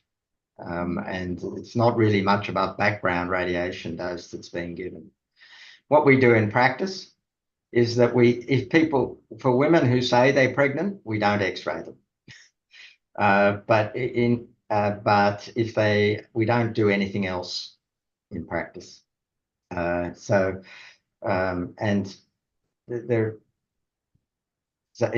a good question, but I think the technology is quite revolutionary in many ways, and it really should not be compared with the old style X-rays that were done in the past. I'll just make one other comment. I'm not the only reason to do X-rays is to try and reduce the number of sputum tests that you need to do. And because ultimately the diagnosis is made by sputum. And in the study that I just described in Vietnam, we didn't do X-rays because we didn't have this new technology available. And we just everybody got a sputum expert test. The problem is at the moment that is too expensive. That is expensive. And so we do X-rays to reduce the number of people so that you only have to get sputum from people who have abnormal chest X-ray. But if we had a much cheaper molecular test that we could do on sputum, then you would actually not use X-rays and you would just get sputum from everyone, as we did in the study in Vietnam. So I think that issue is still an open question. Okay, thank you. There is another question from Hazel Oyungu, who wants to know which community players did you involve to ensure an all-inclusive approach during the screening? Well, the main thing we did actually was go from house to house. So every household, the main thing was we spoke to every household and people in every household. So that was very inclusive. There was nobody left out. We went to a great deal of effort to try and make sure that we got people who were at work, who were away, to do everything. Because the whole point of this was that if you don't get everyone, you don't benefit. If you leave people out, then those people may have TB and they may continue to spread the disease in the community. So we tried to not miss anybody. But we did work through the political hierarchy. You know, in Vietnam, there's leaders at political leaders at every level, including at the cluster level that we used, and at higher levels at the provincial level and at the national level. We worked at all of those levels with the political and government, and also with sort of community organisations, women's union, farmers union, workers union. So we work with a number of community organisations. We also used loudspeaker announcements. We had announcements being made by loudspeakers, and we had a lot of sort of pamphlets and also posters that we used in all of the population. So we did a lot to sort of mobilise and sensitise the population, but the main thing was actually going to every house. And Lal Papachan wants to know, and I think this, from my point of view also, it's a pertinent question. How difficult is it to get sputum for examination from those without symptoms? Like you ask a person to get screened and the person says, well, I don't have any symptoms. Why should I go in for that? So how difficult was that? Well, it wasn't that difficult, actually. Okay. Well, all I can say is that we trained our own staff in how to do this. I could show you, I've got a slide somewhere of the poster that we used, which we showed to the patients about how you produce sputum. And we gave them a jar and we sent them out the back of their house and they coughed into it and they came back with sputum. I have to say this, and I say this a bit tongue in cheek, but it's also true, you know, that we went to people's house, okay? Yes. So people generally didn't want us hanging around for a long time. And so they knew that the quickest way to get us out of the house was to give us a sputum specimen. So there was something of an incentive for people to give us the sputum. And that is the reality. And actually in subsequent studies, we're at the moment doing another study and we're finding even higher proportion of people can actually produce a spontaneous sputum specimen. I think Dr. Nyong is just online. Maybe he wants to make a comment on that question. You want to say something, Dr. Neil? Yes, he can if he want. Can he put it in the chat box or does he want to He just speak? needs to unmute himself. Can somebody unmute him? Yes, yes, yes. That's it. Yeah. Go ahead. Thank you very much, Professor Mark, and hi, everyone. I think I have two comments. Number one is how to make the people engage to provide sputum. That is hard work, but hard work that means we need to try our best. And how to make the people engage? We need to education, make some more communication in the leaflet, and make people understand the significance, the joys, and the provide the sputum. That is the one thing. But Professor Mark already mentioned that is hard work. But we have done and successful. Yes. The number two, I would like to have a comment on the how to reduce the cost when we have a mass screening.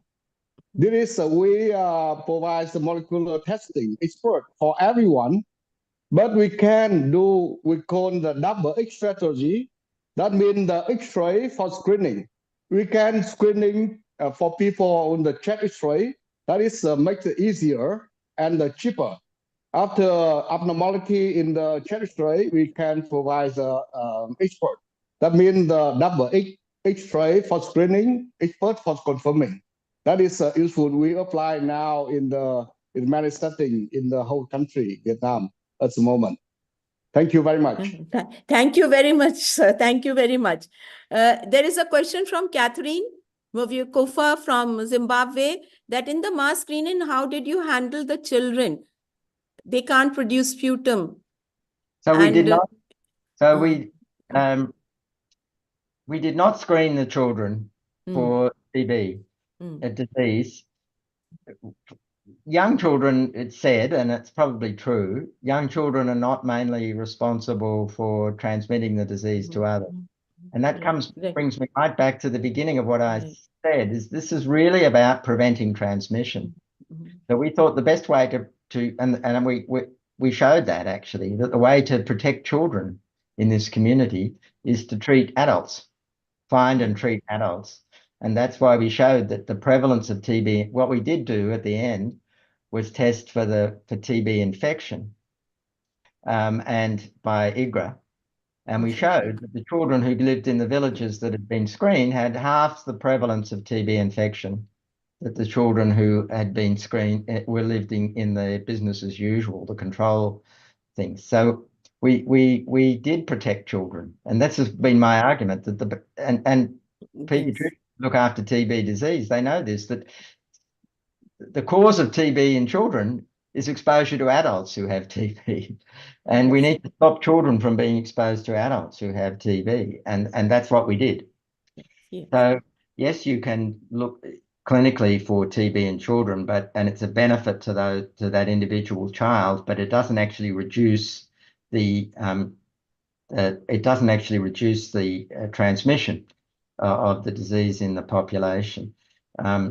Actually, in Vietnam, it turns out that TB in children doesn't seem to be very common. It's a much less of a problem than it is in perhaps sub-Saharan Africa, for example. Okay. Thank you. It would be great to share the link of the study, I think, in the chat box, because many people are interested and they are quite awed by the findings and how you really controlled it. So I think we would share it in the course of the If you people will find it, it's on the Union website. If you find the Union website, you'll find lots of materials about this. Or probably the easiest. Go to the Union website. And somebody just put in the New England Journal paper. Yes. A lot of other stuff has been written about it. Yes.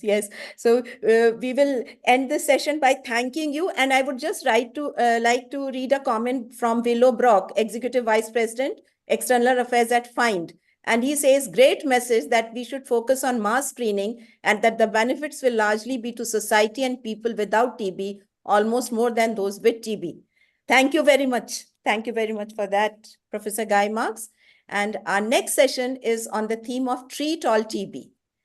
And the keynote address for this will be delivered by none other than Professor Dr. Mario Raviglione, former director of WHO Global Tuberculosis Program and founding director of the Center for Multidisciplinary Research on Health Science.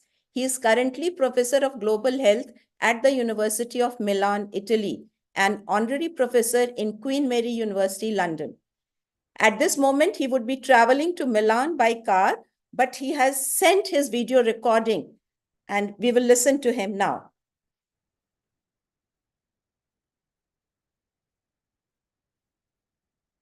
Good afternoon. Good afternoon, everyone, dear colleagues, dear friends. It's a real pleasure to be addressing you. I apologized right from the start for not being live.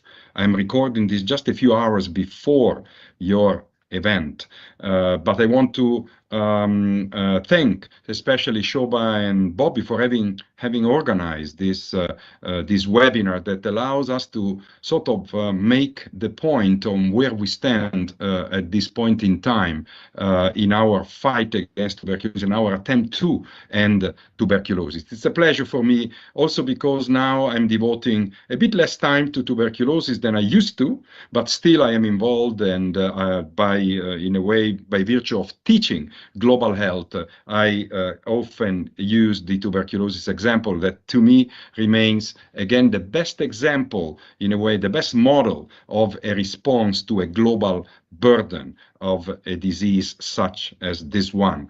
Now, what I want to do is to share a few slides that I have prepared for this particular session.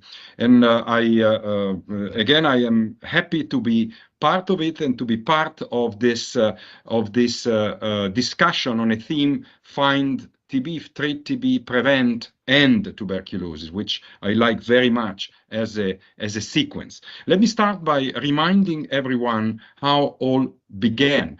It began about 10 years ago at the time of the World Health Assembly 2014, when we did not yet know what the UN Sustainable Development Goals would be. We knew that they were coming. We participated in that kind of discussion, especially on our SDG number 3, devoted to good health and well-being for everyone worldwide.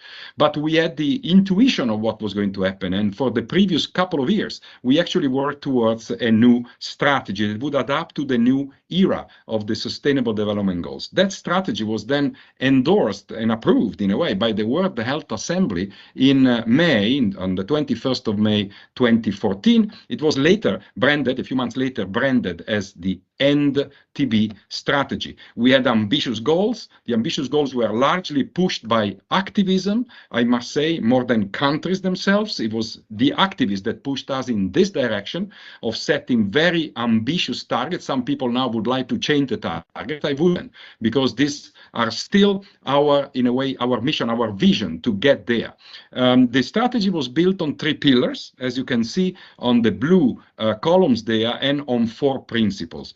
I want to, in the occasion of this webinar, I want to emphasize Pillar 1. As you can see there, even in this particular slide, integrated patient-centered care and prevention. Let me go to it, which is very relevant for the theme chosen today. Number 1, early diagnosis of TB, including universal drug susceptibility testing. So early diagnosis now in 2014, when we developed the strategy, meant essentially the use of rapid molecular technology that became available 4 years before in 2010 with the expert. Nowadays, we have other rapid molecular testing, and there is no doubt in my mind that universal drug susceptibility testing is an extremely important element of this.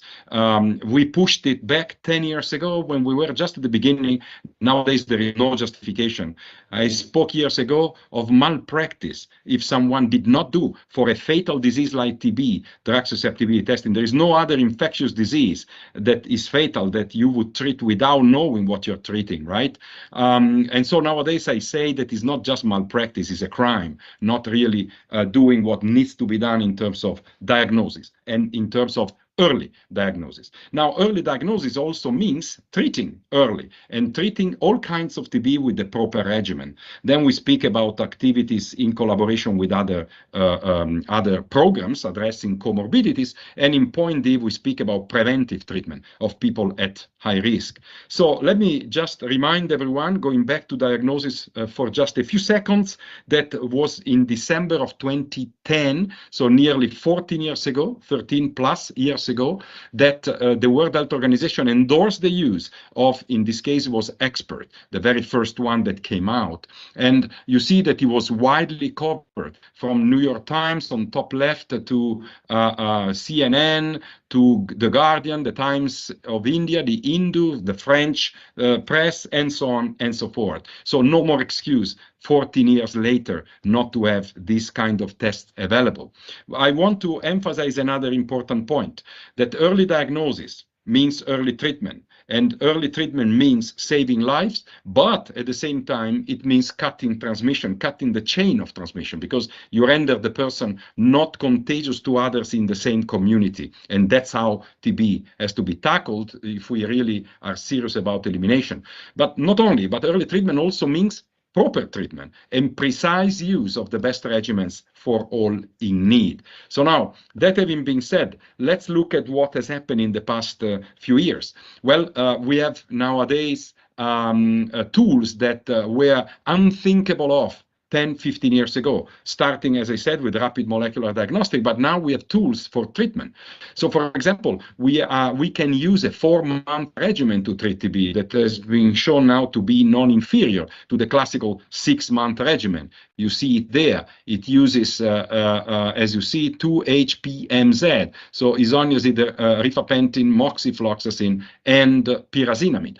And we can use another 4-month regimen in certain patients with tuberculosis that is not highly serious and where the possibility to, in non-severe TB, let's say, where the possibility of shortening treatment exists. For drug-resistant TB, similarly, we have now a 6-month fully oral regimen, what is called BPALM or BPALM, which is bedaquiline, pretomanid, linezolid, and moxifloxacin. That's a major advance. It was completely unthinkable 10 years ago. We were still using aminoglycosides, which are injectable drugs, and we all know what the pain and the suffering is for people affected. We also have extraordinarily short treatment for TB infection, or if you like, latent TB infection, which means having what you see there at the bottom on the right, having regimens of even 1 month duration, rifampicin and INH daily, or 12 weekly doses. That means 3 months, once a week, every week, a treatment with the same 2 drugs. So extraordinary, I would say, progress in the sense of better regimen, shorter regimen. Now, the main issue here to really take care of everyone and eliminate TB is how to ensure that everyone has access to these treatments besides the diagnostics. Well, I want just to add that we are involved in a major trial called Unite for TB and have conducted a stakeholder analysis, talking to WHO, national programs, all the big partners, the bilateral donors, and so on, the community, etc., to ask them what are the major impediments that you see if one day we have a new regimen or a new drug. And so what we gather out of this is quite interesting. This is essentially the logo that is being used in this $180 million project, or euros, I should say, project. Well, these are the take-home messages. We basically are recommending now all the researchers as part of this consortium, but also others involved in clinical trials, that the collaboration with key stakeholders and communities is an added value and a key to success. That is the #1 statement. The second one is on the priorities. Priorities are engagement of the World Health Organization, because that can provide eventually proper policy guidance to countries, and open a constant dialogue with national TB programs and communities, often excluded from clinical trials that are based on research institutions oftentimes. So it's time to really link this parts of the system. And eventually, other important priorities that emerged out of this analysis with stakeholders is the facilitation of future access to the innovations, discussing as soon as we can with the industry, with the producers, a pricing logic that is favorable to people living in poorer countries, doing economic analysis on the novel regimens and other initiatives of this kind. All of this is targeting, as you can understand, is targeting elimination of TB. Now, 10 years ago, when the NTB strategy was approved, we presented this particular graph, and we said, oh, okay, look at the red curve there, the current global trend, which is about 1.5% per year. Now, we were hoping at the time that with the better use of everything that is available already, that was available already 10 years ago, we would make it accelerate. We would accelerate this decline from 1.5% per year to even 10% by next year, by 2025. And we were counting on a new series of tools, particularly a vaccine, that would then further accelerate to get us to the targets established within the end TB strategy. We defined what was needed: better diagnostic, better treatment, vaccines, right?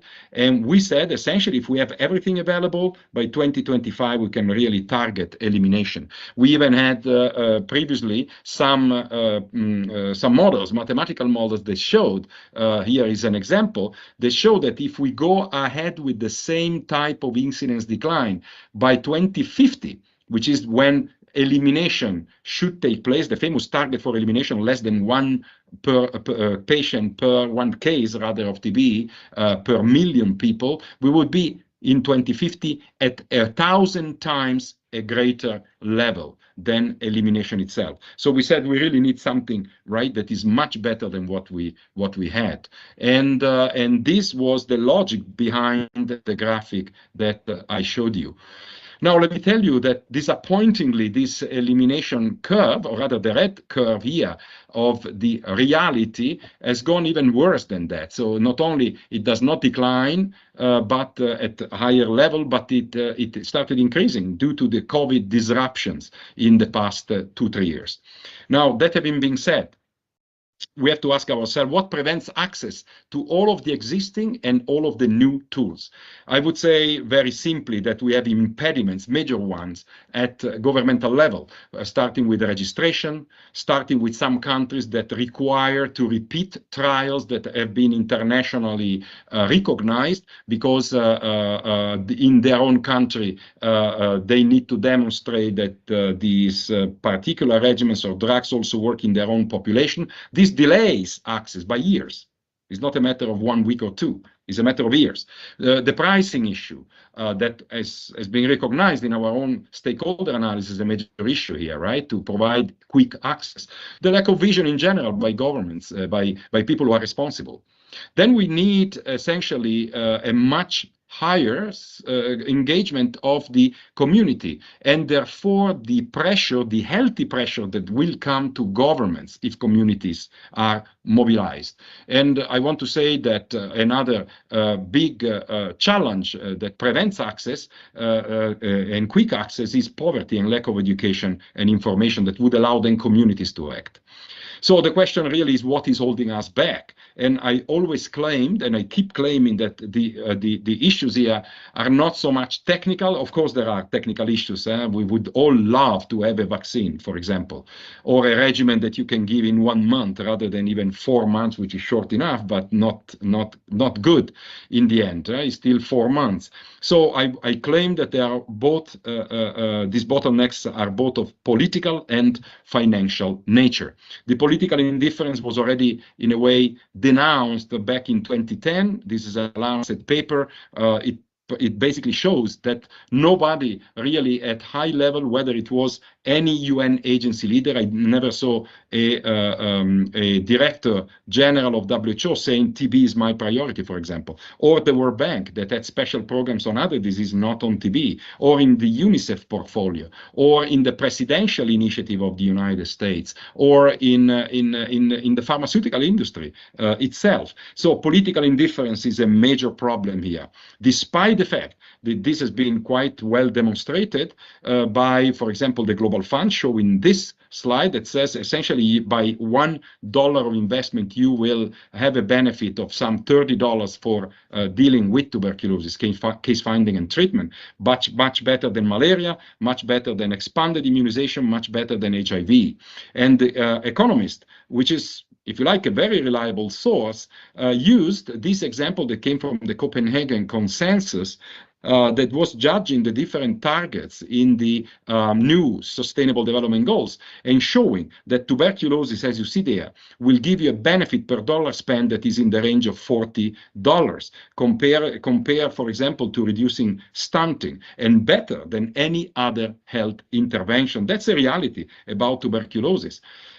The second point that comes directly from the lack of political commitment is this one, is the financial inadequacy. These are the latest data produced by the World Health Organization in the global report, showing essentially that we are halfway for TB research compared to what was the target. That was, by the way, $2 billion a year, which I always consider totally inadequate, because with $2 billion, even if we just have 1 billion, right, we can see that. But even with $2 billion, we would not be able to accelerate the production and the discovery of new tools.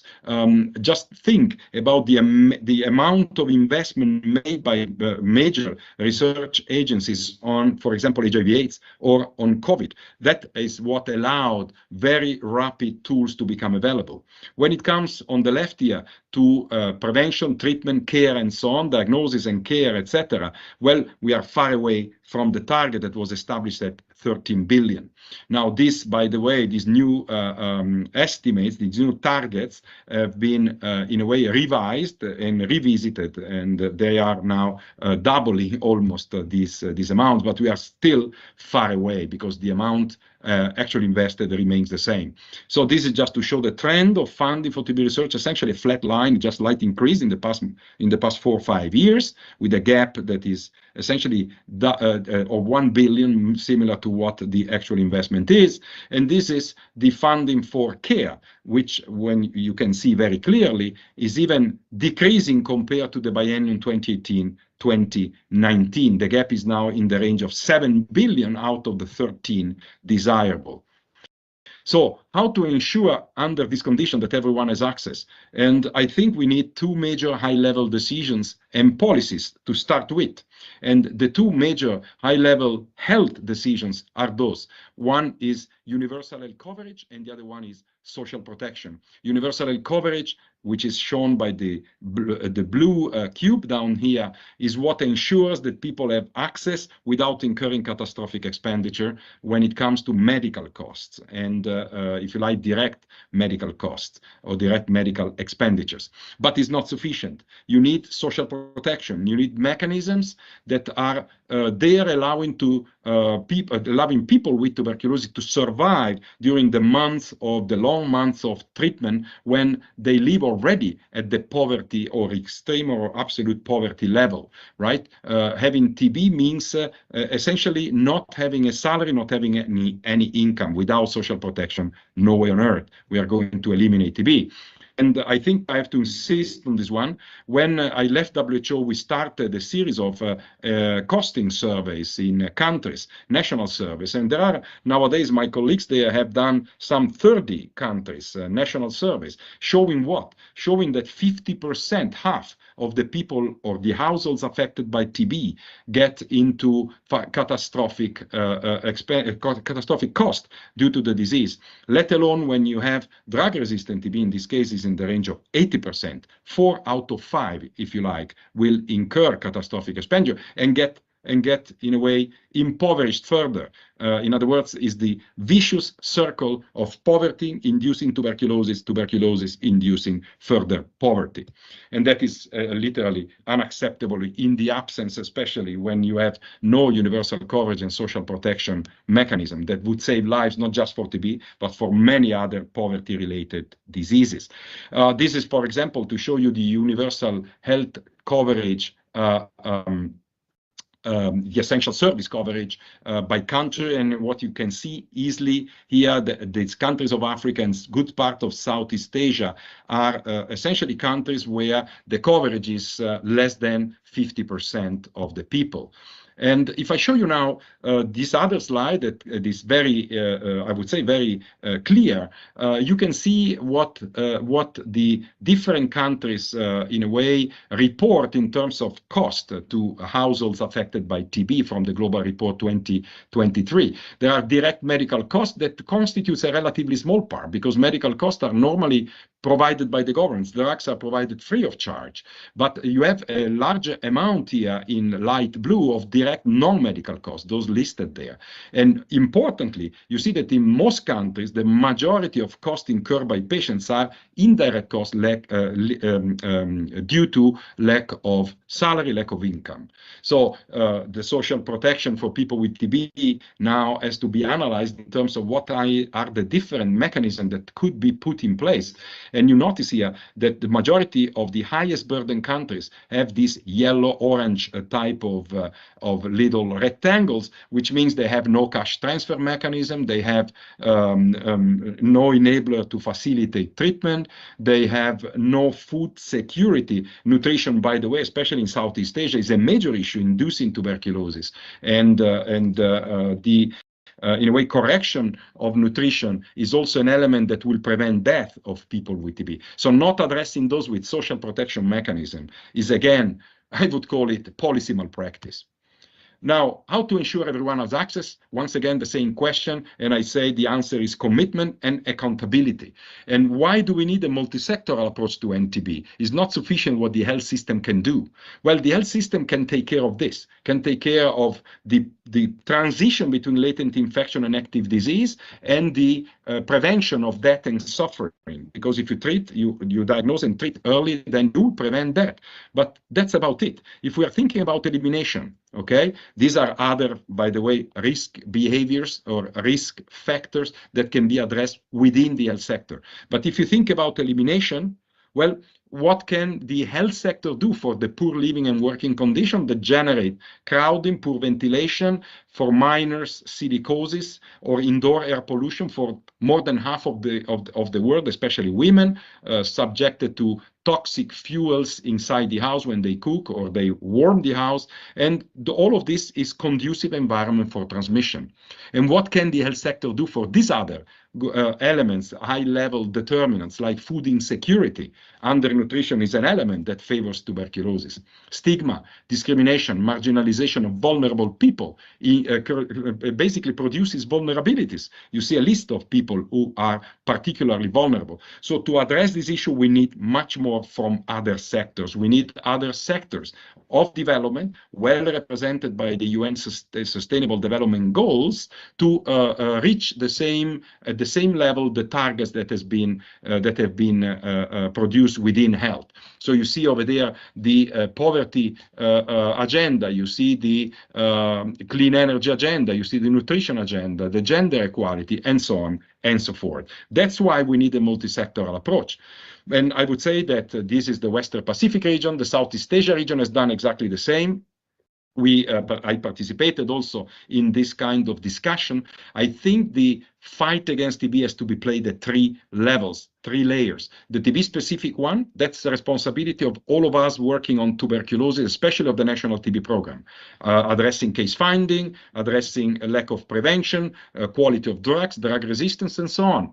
But then you have a blue layer, which is the health system in general around around those who work on tuberculosis. And that means universal health coverage. That means insufficient coordination to address risk factors, and so on and so forth. And you need an extra layer, which is the one shown in green there, which is health beyond health. In other words, what needs to be done in other sectors to then facilitate the fight against tuberculosis in this case, but also against many other diseases. And so here you have the multi-sectoral approach that I have shown you in the previous slide, where I was listing all the SDGs that are essential. I wrote this article now back 5 years ago, no accountability, no results, and the difficult task of advocating for tuberculosis solutions. Now, the accountability issue has been taken at very high level. WHO developed this excellent multi-sector accountability framework to allow people to understand how you build accountability by everyone, not just by the health sector or the national program, but the other sectors that have a role, like fighting, fighting malnutrition and undernutrition in particular, fighting poverty, fighting for no more indoor air pollution, etc., etc. So we went from the Moscow meeting in 2017, then my colleagues went on to the 2018, here you go, first UN General Assembly on tuberculosis, building the elements for this fight against TB. The latest of this big political event was in September last year, 2023, at the UN General Assembly, second meeting, that came up with a new set of targets. Not that the previous targets were ever reached, apart from preventive treatment among people living with HIV, but at least there is an attempt to go towards it. COVID was obviously a major impediment, a disruption, but even before COVID, we saw no sign of acceleration. Much more needs to be done, as you can see, besides having the aspiration of 22 billion by 2027 spent on services, and 5 billion, which I consider not adequate enough, not sufficient enough. Anyway, 5 billion for research. We need much more than that. We published a paper just a couple of months ago in the Grey Journal talking about more is needed to end tuberculosis. Only establishment, we say, of the highest possible level commitment and accountability can end tuberculosis. Take the example of what has happened with COVID, what has happened with HIV/AIDS back 25 years ago or so. So investment that are 10, 20, 30, 100 times perhaps bigger than those on tuberculosis are the ones that have ensured the availability of tools and the availability and the possibility, therefore, to tackle the disease in question in a much more powerful way. With that, I thank you very much, CNS. I thank all the other partners there listed here, the Tbpeople, those in the field, on the front line that fight against tuberculosis. It's your activism that will then determine the future of the fight against tuberculosis. Just fight back. When governments do not respond, fight back. Governments listen to people who eventually vote. So that is your power, and that is where you need to really go in terms of the fight against tuberculosis. Just fight back and make sure that the motivation remains to continue our fight against TB. With that, I really thank you very much for listening, and I wish you all the best for this webinar, for this event that puts together communities and people affected by tuberculosis as well as experts. Thank you. Thank you so much. And thank you, Mario. We will carry forward the thank yous of all through a message to you. Thank you very much. We have with us Jahangeer Alam and Lisbeth Aarup from Humana People to People India. This organization has been doing exemplary work on the ground for the cause of ending TB through Project LEAD. LEAD stands for Engaging and Advocating to Disrupt TB Transmission. The project is directed at treating TB among homeless, migrants, slum dwellers, and high-risk urban poor. So I welcome Jahangeer Alam to say something, please. Thank you, Shobha. Can you hear me? Yes, we can hear you very clearly. Yes. Good. And nice to hear Professor Dr. Mario and other speakers on FIND. So it was a great experience to hear all of them. So today we'll talk on treat from our an existing project which called LEAD, as you shared the name. So this project, yeah. So this project we are implementing with the support of USAID and JSI in the 4 metropolitan city, Delhi, peri-urban Mumbai, Howrah and Kolkata, to reach the vulnerable population, which is homeless, migratory and urban slum. So in Delhi, we are focusing more on homeless population, where we are screening them and treating them. So in Delhi, one second. So in Delhi, there are huge population with the homeless population, which is 2.5 lakh population in Delhi with the homeless population. So there are 3 type of homeless: roadside homeless, shelter homes, temporary jhuggies. So there are also more than 300 night shelter where these homeless they resides, and it's the number of homeless shelter it's increased in the winter time, and the summertime it's approx 200 shelters. And these homeless belongs to Bihar mostly, and Uttar Pradesh, Jharkhand, Madhya Pradesh, and West Bengal. So in India, every year we identified or notified approx 2.5 million with TB, and still there is a gap in notified people with TB and who has completed their treatment. So it is a gap of approx 15%. And we talk about the homeless population, then this gap also increase up to 40 to 45%. So it means it's a huge gap, and these gap due to these challenges, these operational challenges, which frequent migration, addiction, lack of nutritious food, and lack of awareness, their poor access to health facility, stigma, fear, and side effect during initial treatment phase, and their absence of social security documents and bank account, and there also lack of social support system. So in this project, how we tackle or mitigate these operation challenges in this project? So we are working in Delhi with the 20 chest clinic, it's public chest clinic, where we are linking our all identified PWTB to them. And also we have one recovery shelter in Delhi where we shift those PWTB which need institutional medical care. So and remaining we support them on the road, night shelter, and temporary establishment under regular our supervision and support of our field officer.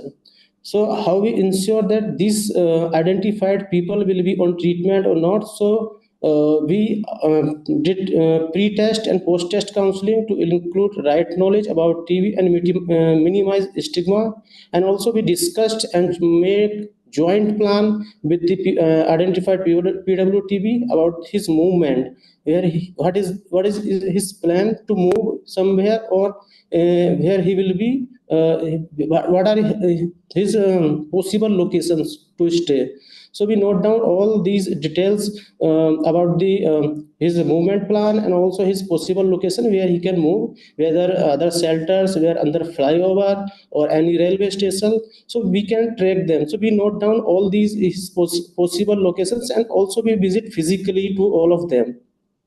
And then after this discussion, we support that identified PWTB till 2 weeks daily. So our field officer, they visit daily to that people with TB to ensure that he's taking medicine or not, and also to analyze his side effects. If there are any side effects, then we can reduce them. So yeah, then after this 2 weeks, we followed them by weekly visit till the end of treatment in flexible time, because we can not find these homeless people with TB in normal time. So early morning we have to reach them, or late evening we have to reach them. So we decide and we plan according to their availability. And also, when we miss any people with TB who are on treatment, then we engage more community stakeholder. We engage shelter caretaker, local vendor, vegetable vendor to track the patient who know them and their daily movements. So they help us a lot to track them and retrieve on treatments. So maybe also we found some cases then they missed for 10 days or 15 days. Then we started our tracking system that he has given 3 possible locations. Then we visited all of them. We engaged shelter caretaker, local vendors, and they provided us information. Then now he is back or he is there. Then we track him and retrieve on the treatment. Also, we facilitated transfer out, and we engaged we linked community stakeholder these PWTB to community stakeholder who can give them support and shelter, which called Nikshay Mintra. And also we support them to open their bank account, which who don't have, so they can avail the facility of Chairperson Yojana and can get the 500 rupees per month. So by doing this, our effective strategy and tracking mechanism, so far means April 2nd of May to so this project we have started on 2nd of May, and implementation period has started from the August. So these are results from August to 5th of March. So during this period we have diagnosed 1,204 PWTB, including homeless, migratory and urban slum in Delhi, and we have initiated 98% on treatment. Then 96 which we have initiated on treatment are still on treatment, and 2.65%, 32 people they have died due to late diagnosis, drug resistant, old age, comorbidity and malnutrition. And very few, there are 20 cases lost to follow-up due to addiction or moved without information, or we were able to track them. And 15 they have completed their treatments, and still we are processed to follow up to 11 PWTB. So these are our results due to our effective follow-up strategy. So if I conclude this, that we have to do intensive follow-up, and we need to engage the community, and also we need to empower people from that same community to support them and to help them to complete their treatment. So these are some photos from our community, from our hotspots in Delhi.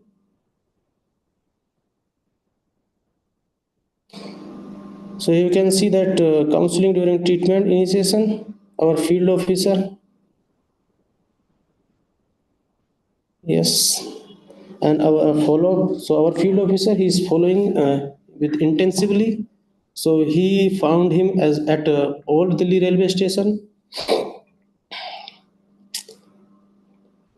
Then so there are some homeless people who are living in temporary slums. And thank you so much. Thank you very much, Jahangeer. I salute you and your team for treading on such difficult grounds with success. It's not an easy task.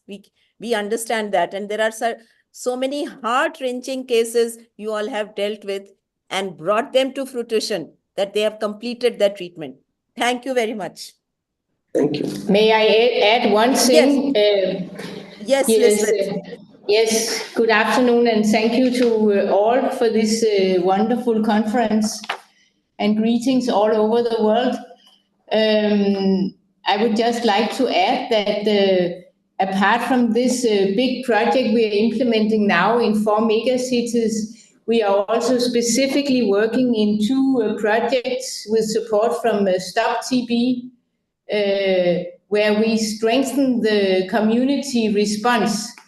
And these are both for homeless population and this very vulnerable key population. One is with all genders, and one project is specifically for 5,000 women we are reaching out to also build their capacity to make strong community support groups, both for people in their own families who are infected or affected by TB, but also to support neighbors, friends, and people in their communities. And that is also a very important element in this whole treating of all, and also ensuring that the treatment is completed until cure. Yes, yes, yes. Because that is, of course, the ultimate result. Yeah. Thank you. Very, very important, Lisbeth. Thank you, and all force to you and your organization. All force to you. Thank you. Thank you. We will take questions after the next session, which is on the theme of Prevent All TB. I welcome and invite Dr. Eamon Murphy, UNAIDS Director for Asia Pacific, Central Asia, and Eastern Europe, to deliver the keynote address. Over to you, sir.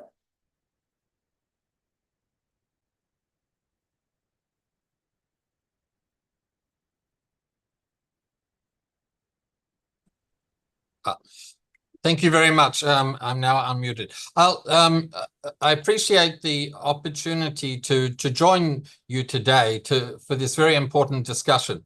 Too often we discuss our diseases in separate meetings in silos, even if we're in the same places at the same time. So it's great to have the discussion around TB and HIV together. I'm going to share my screen for the beginning of this, and then close from there. Now, I hope I've got this right. Can you see my screen? Yes, we can see it. Okay, great. So firstly, may I please pay tribute to Naresh Chandra Yadav. We all know Naresh founded the Uttar Pradesh Welfare for People Living with HIV/AIDS Society, and he went on to become the president of India's National Coalition of People Living with HIV. His advocacy helped shape India's HIV response.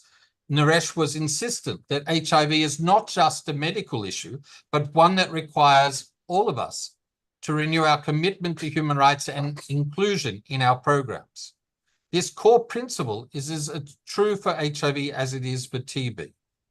He was a passionate and a compassionate leader, and people who knew him recall his endless optimism. It is this optimism that fuels our shared vision for ending AIDS and for ending TB. TB remains the leading cause of death for people living with HIV globally. In 2021, almost 1/3 of AIDS-related deaths were due to tuberculosis. Yet we dare to imagine a world where we find all TB, treat all TB, and prevent all TB among people living with HIV and others in the community. Today, I will use the lens of HIV to reflect on two core principles that will help us to accelerate progress, not only prevention, but also diagnosis and treatment. These principles are integration and inclusion. But first, I believe I'm not on full screen. Just a moment. Right? Now I'm on full screen. Sorry. But first, let's look at the global picture to acknowledge our progress. Worldwide, 13 million TB deaths were averted among HIV-positive people between 2000 and 2021. We have seen a 67% drop in TB-related deaths among people living with HIV since 2010. Globally, we are within reach of the 80% decline target for TB-related deaths among people living with HIV by 2025. Perhaps our target was not as ambitious as it could have been, but we still have a long way to go to make sure we can achieve that. And there are many other targets and competing demands in the current environment that are challenging us. But in fact, TB-related deaths have decreased the most among people living with HIV, despite still being the single largest cause of death of people living with HIV. In this graph, the green line represents TB-related deaths among the general community, HIV-negative people, if you like. while the orange line shows TB-related deaths among people living with HIV. The red line shows AIDS-related deaths. You can see how the orange line closely follows the trajectory of the red line, particularly from around 2011. This suggests the value of breaking out of the silos to tackle both diseases in a coordinated manner. And our best success have been in countries and communities where they have brought these silos together. But be warned that progress has somewhat plateaued, particularly since COVID-19, service interruptions, where only 46% of the estimated 703,000 people living with HIV who developed TB in 2021 were able to access antiretroviral therapy. So that's only 46% of those living with HIV and TB were able to access it. This is the same level as 2020, so we did not see an increase, far below the 90% target. Asia Pacific has an acute challenge, and we just heard that from one of the earlier speakers. So I'd like to share a few slides to help you visualize the scope of the issue. I look after Asia Pacific and Eastern Europe, Central Asia, but for the purposes of this meeting, taking a lens to look at some of the high burden areas. Worldwide, 8 countries account for 2/3 of the tuberculosis burden. 6 of those countries are in Asia: Bangladesh, China, India, Indonesia, Pakistan, and the Philippines.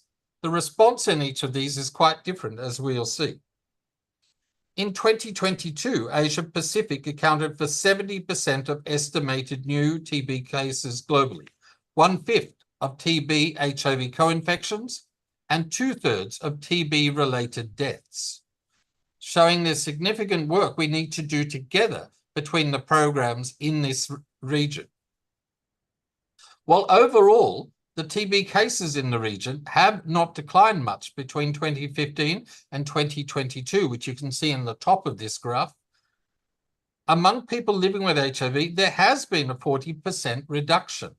We have made progress, but there's still some way to go. But there are lessons to be learned here about how the integration of services or the increased connection between service programs have allowed and supported such a decline when we're not seeing that decline for the overall population at the same time. The difference between countries is very challenging. Let's look at the testing situation.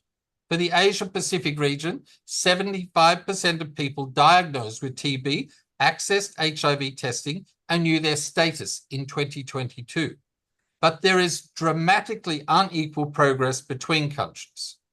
With the exception of India, all the countries in the region with the highest TB burdens must close a significant HIV testing service gap for people diagnosed with TB. And you can see here, we've circled some in red. I won't go through each of these countries, but you can see the stark difference between the countries in accessing the services.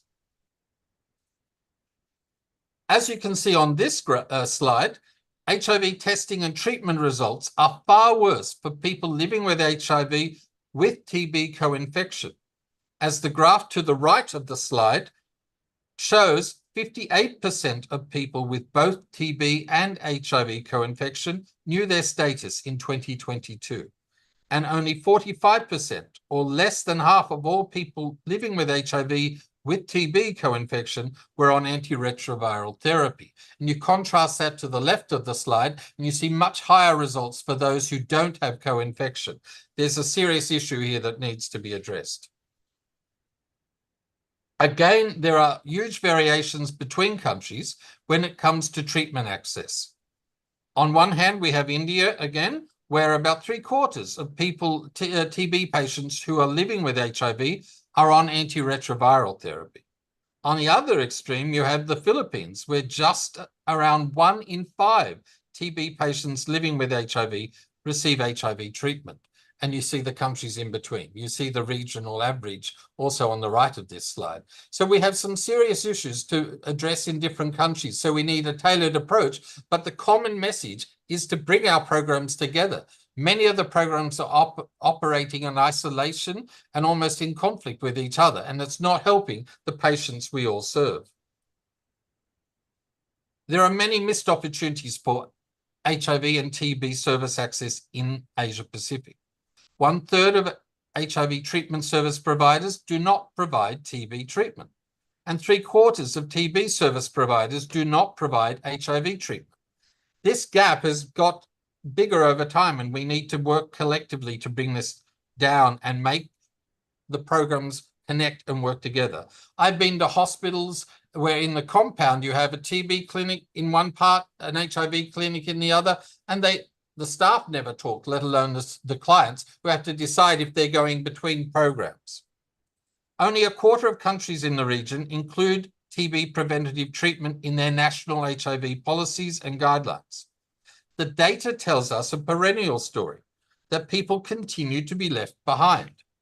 The colliding TB and AIDS epidemics point to some groups' lack of access to prevention, to testing and care. And when we talk about key and vulnerable populations for both diseases, we're often talking about the same people. The first of the broad principles I'd like to explore is integration.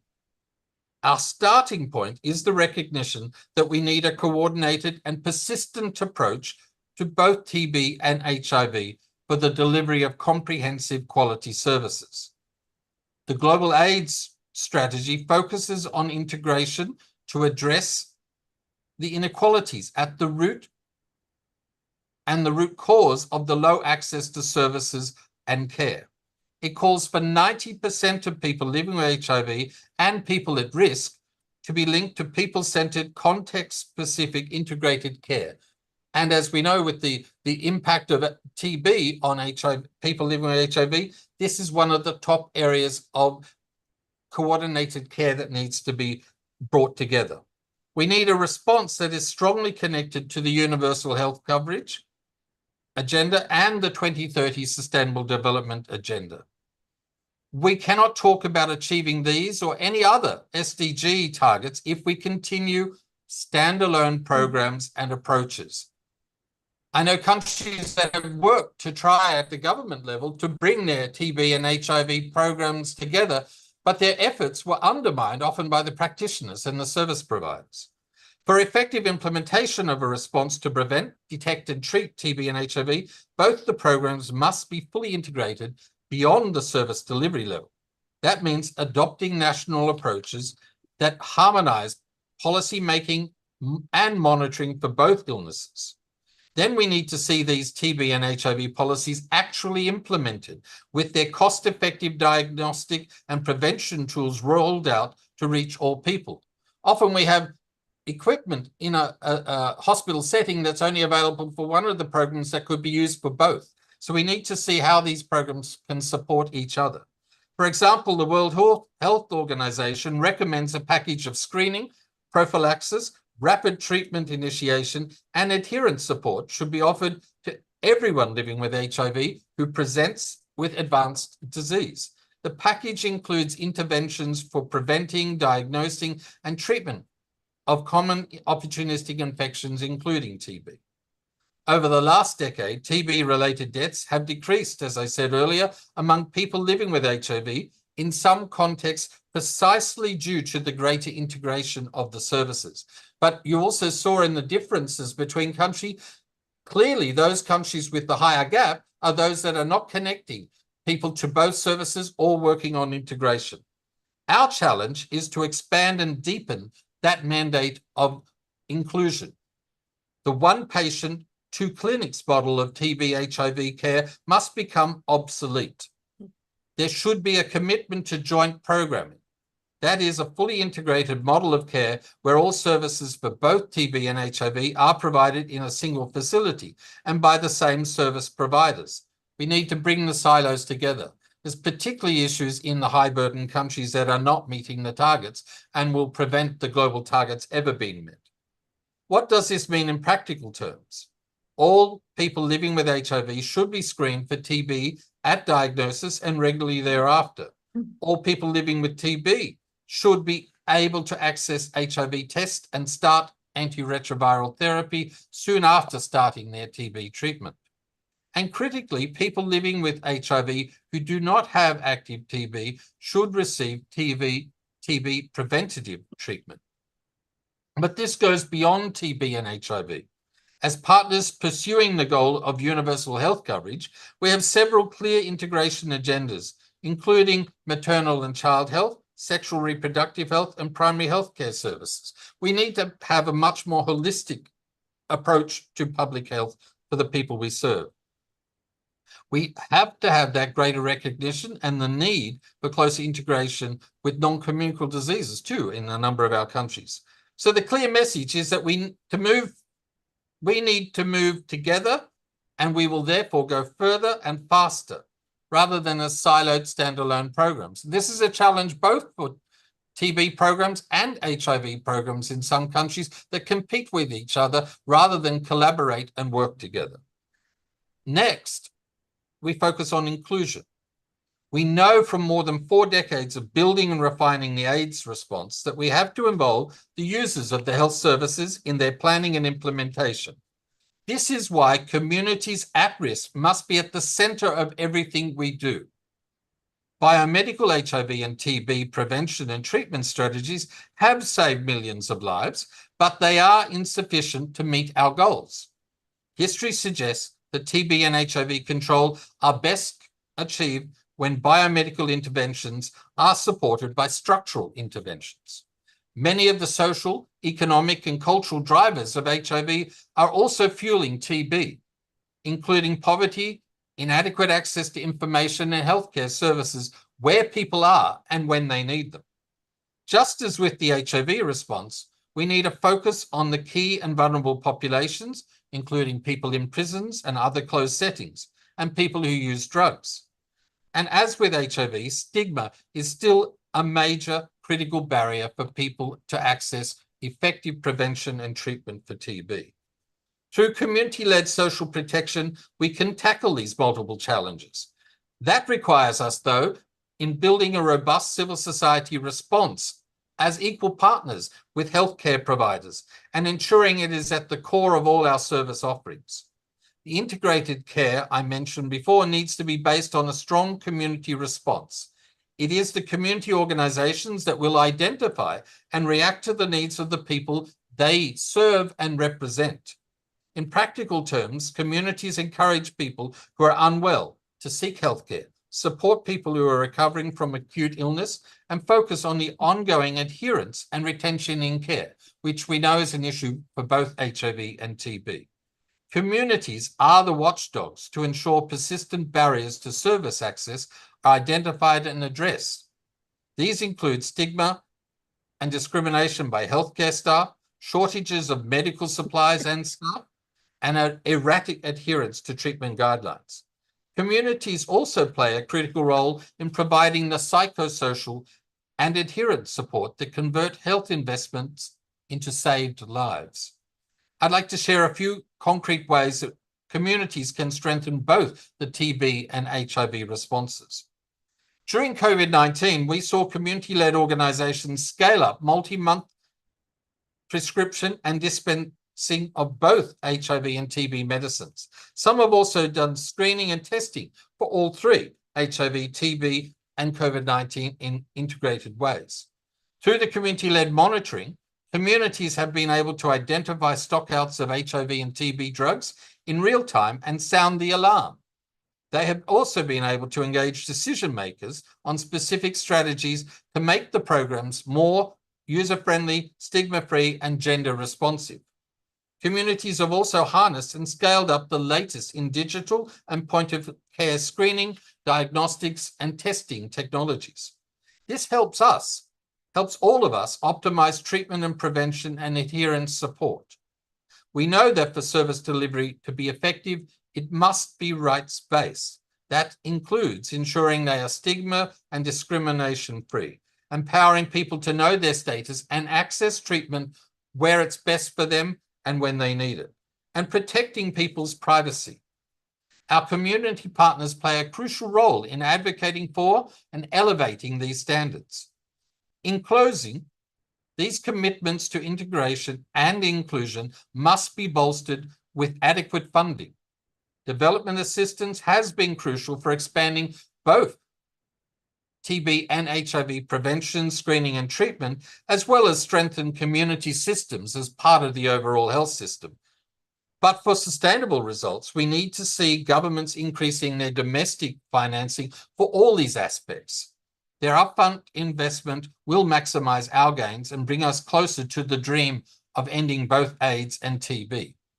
From UNAIDS, we make a commitment to work with TB programs to try and bring these silos together, and not just when they're preparing funding proposals and then they break the bridge between the two programs. So we look forward in Asia Pacific to working with partners on how we can look at the integration and the inclusion. The way forward and the future is not rosy in terms of resources for TB or for HIV. We need to be stronger on what we know works, and that's integration and inclusion. Thank you very much for inviting me today. I look forward to hearing the outcomes of this meeting and other ways forward as you're mapping the pathways. Thank you very much. Thank you, Emon. And thank you for bringing focus to integration and inclusion at different levels, at various levels, and through community participation. Thanks for pointing that out. Let us now have some lightning talks for lightning responses to prevent all TB. Lightning as in L-I-G-H-T-N-I-N-G and not L-I-G-H-T-E-N-I-N-G. That is making it less. So we will have talks like lightning in the sky to have such responses. I first invite Manoj Pardeshi, co-founder of National Coalition of People Living with HIV in India and Tbpeople India, to share briefly people-centered responses to end tuberculosis and HIV also.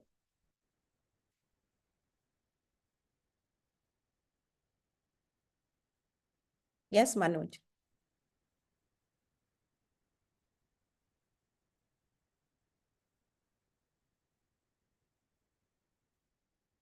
Okay, I think Manoj is having some connectivity problem, internet connectivity problem at his end. So while he settles it down, let me see if it's done. Okay.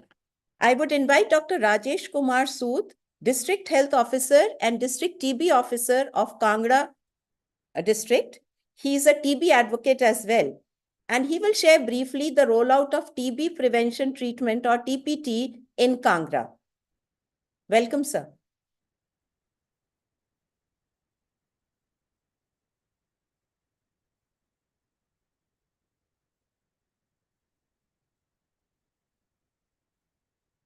I'm really humbled to be invited with this very esteemed panel. Thank you, Shobha ji. Thank you, Bobby ji, for inviting me. And it is very, very good talks today on the various aspects of TB. I'll be sharing my experiences and perspectives on of prevention of TB and our experiences in the latent TB. So I'll start with the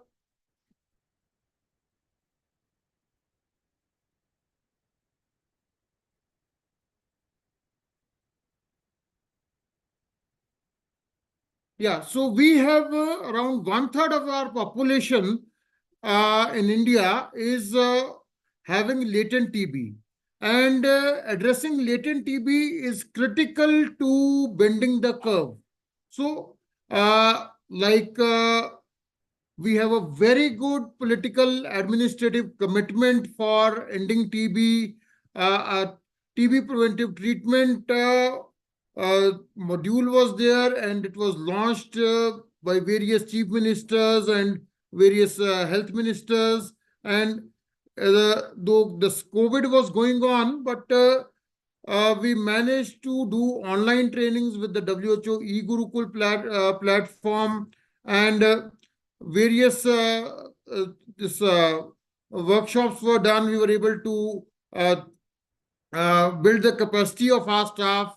So right now, we are working with a risk population-based approach. We are not doing screening everybody. because maybe resource may be a constraint.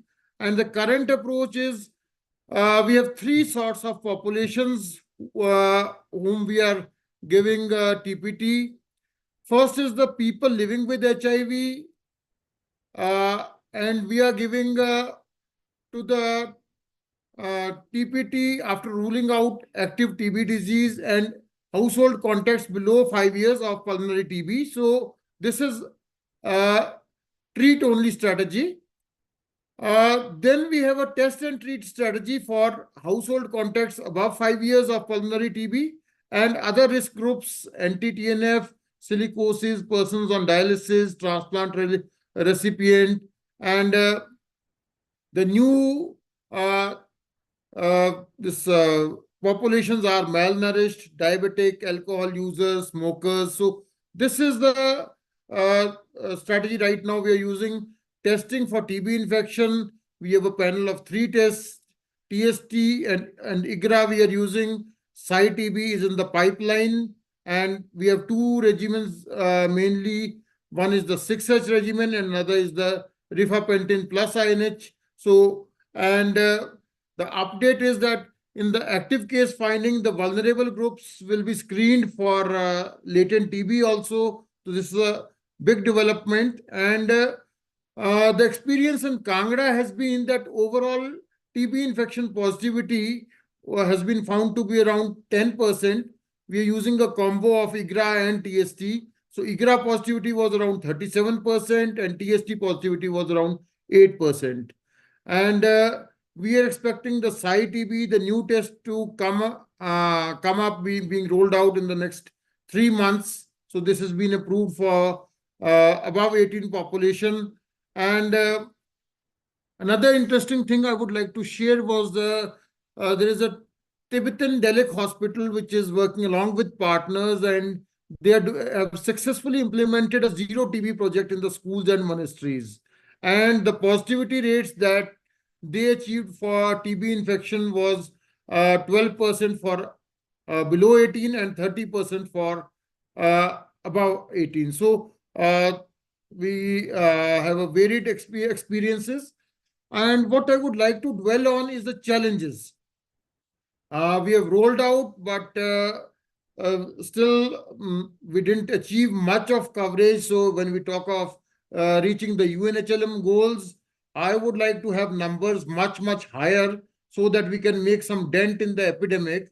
So one is the coverage. We have a gap in the coverage, and another thing is the TBI testing. So ICRA, we faced some teething issues like sparsely populated, getting the blood samples for testing, and we are hopeful of getting the Sci-TB. But again, with this, getting the person to the hospital for assessment, multiple assessments will be again a challenge. TPT drugs, we got limited supplies through WHO and some projects, and now this thing NTP is procuring these drugs, and we've been able to overcome the initial resistance about the TPT. Did a lot of CMEs with the private associations, the private doctors, the medical colleges. We got a lot of support from partners like this Akshay Plus project and Jeet projects supported in the rollout. So this was a very good support for us. But now, like sustaining this whole cascade tracking after the partner support ends is a very big challenge for us. And still, we have a lack of clarity among the staff. Like somebody is diagnosed TB infection positive, he has a IGRA report. So guidelines just says that you rule out active TB. So many of my doctors, they start prescribing sputum, CB-NAT. So there's still lack of clarity among staff that what is to be done next. It's simple, do a chest X-ray, but we have not been able to get the message across to everybody. And quality of communication is a very big challenge. Getting a person to be convinced to take TPT a full course. So that is a big area for us. And we are trying to engage all sectors of society for this big a major change. And TPT is a bigger program than the case finding and treatment. So this needs a lot of focus. And another thing that if I have 1 minute, I would like to share that here in India, we are doing adult BCG revaccination, which is another very big promise on the prevention of TB. So we are hopeful of getting good results, and I think that is a very brief overview of what I would like to share today. Thank you, Dr. Sood. And TPT or TB preventive treatment is indeed a very important tool to cut the chain of transmission. And you have brought out also very well the challenges you are facing at the ground level. But with people like you at the forefront, we are sure we'll overcome those challenges. And thank you for your presentation. And now I'm pleased to invite Professor Dr. Suryakant, Head of Respiratory Medicine Department, King George's Medical University, Lucknow, India. He is also Chairperson of North Zone Task Force for TB Elimination, NTP, and he is the Scientific Co-Chair of Global AMR Media Alliance, or GAMA as it is called. Above all, he is a staunch TB advocate since decades, and he has been mobilizing all healthcare workers of his department and engaging different communities and stakeholders on lung health. We are very keen to hear from you, sir. What more has to be done to prevent TB other than TPT? Over to you. Shobha ji, and namaskar from India, Lucknow.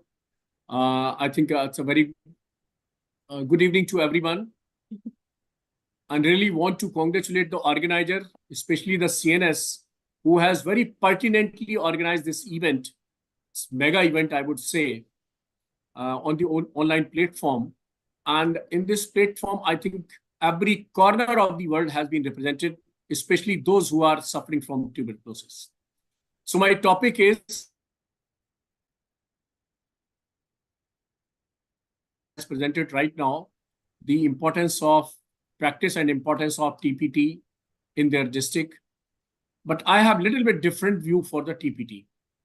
And those who are actually academic and interested in publications, so I would suggest one of my publication published on New Year of this year, that is 1st January 2024, in the journal that is called Lung India. That is the official publication of Indian Chest Society. This publication is basically on the feasible and practical aspect of TPT in India. So I would suggest that everybody should read it. Shobha ji, you can also go through it. So my purpose of this small talk is that TB prevention should not be confined to the TPT only. Because if we more focus on TPT, then the major other factors which are more important rather than TBT, they will be neglected. Why I'm saying? Because the first and important thing for TB prevention is not TPT.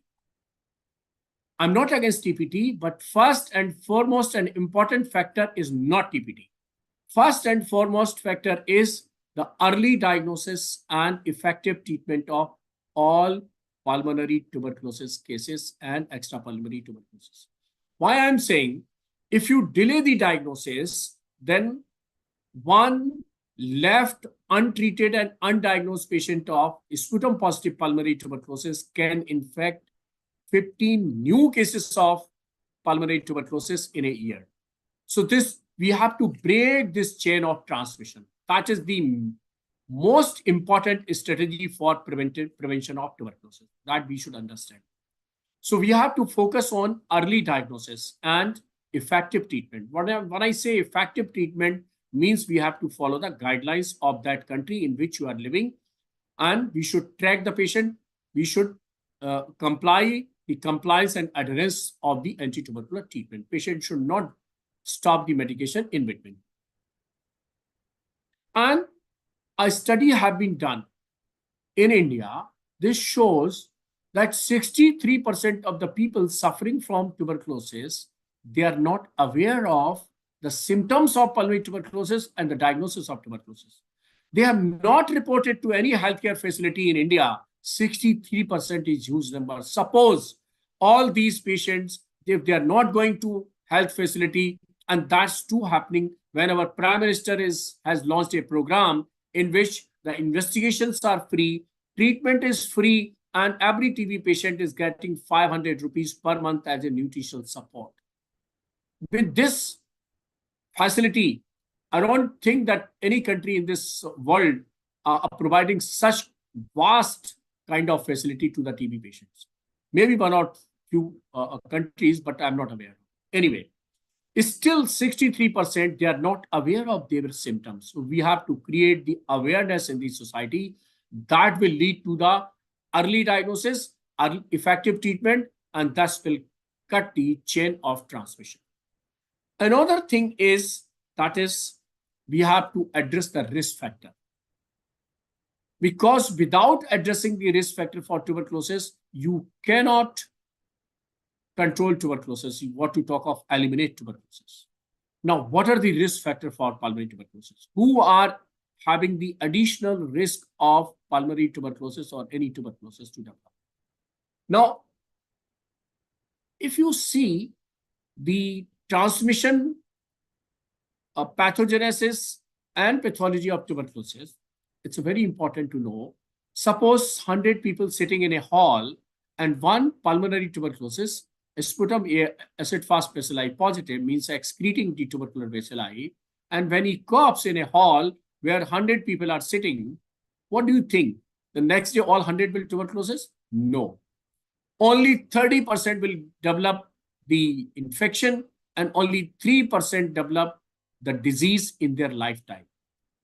Means after exposure to any tuberculosis positive patients, only 30% get infected. 70% they avoid infection. They get rid of infection. They are not getting infection. The 30% who develop infection, they all will not develop the active disease. Only 10% of these infected people will develop disease. Rest of the 90%, they will remain healthy. Problem is this, we are only targeting the causative organism, that is the Mycobacterium tuberculosis. If Mycobacterium tuberculosis is the causative organism, then why these 90% people, they are not developing tuberculosis? We have to think of this very important, the evidence, a finding of very important literature.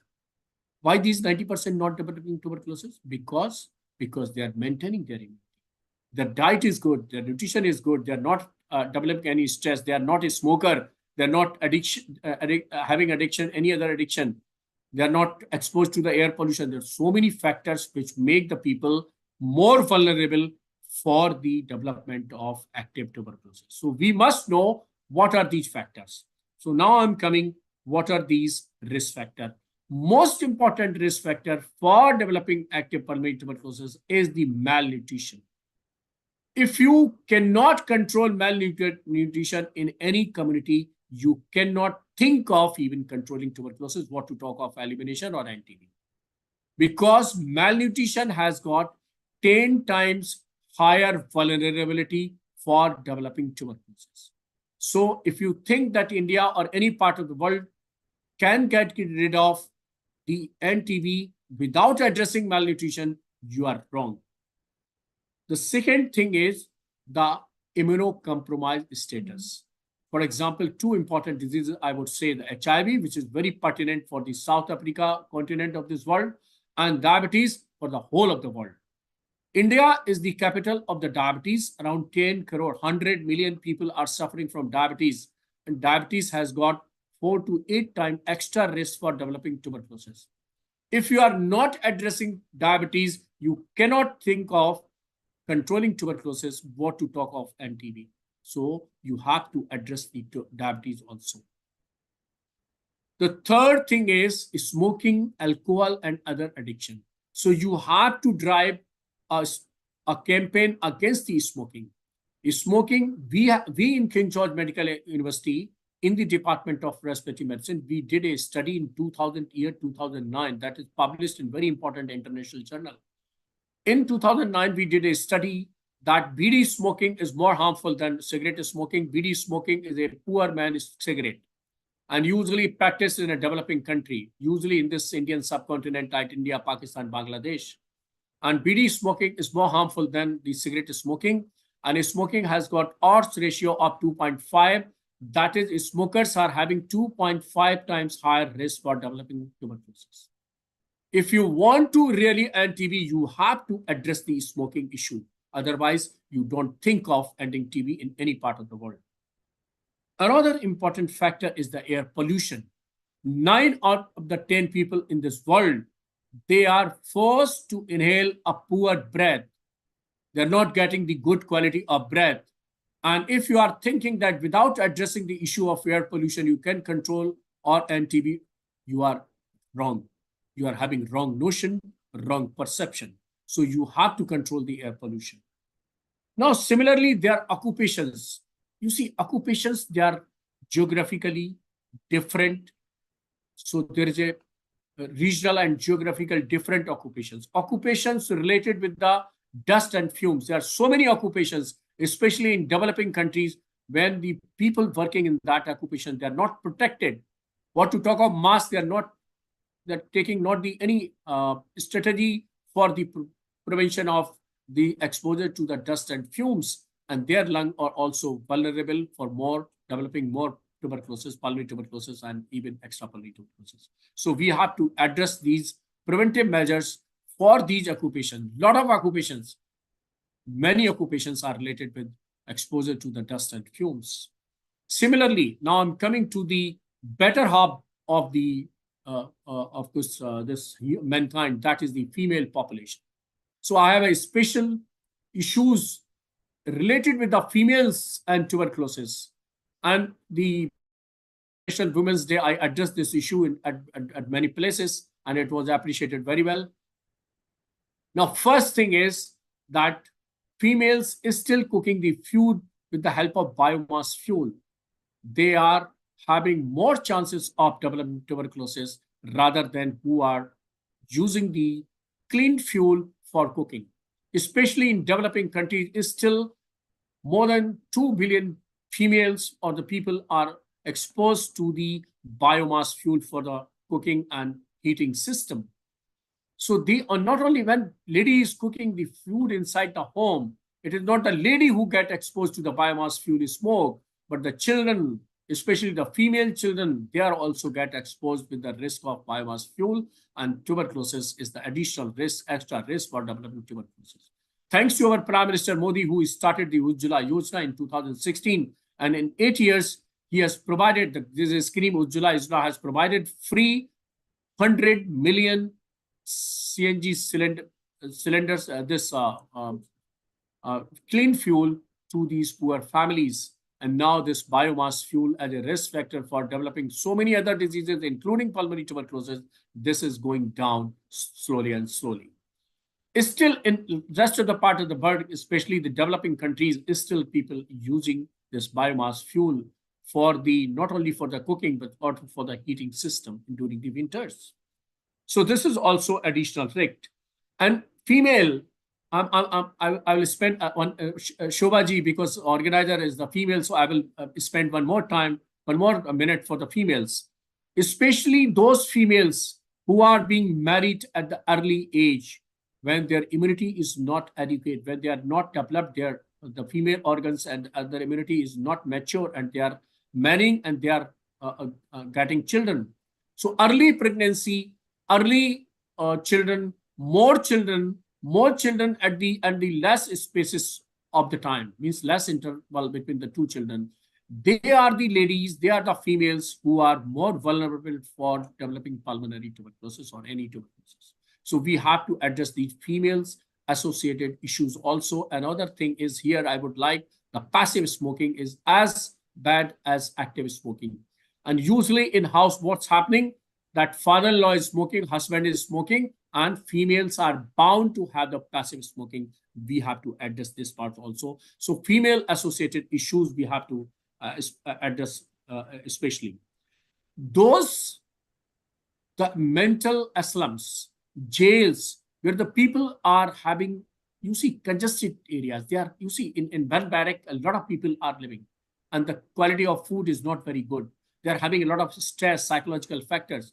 They are also having additional risk for developing, and a New England Journal of Medicine has published recently an article that people in the jails, they are having high risk for developing tuberculosis. Recently, it was published. I didn't remember the year, the month. It is published in 2023 only.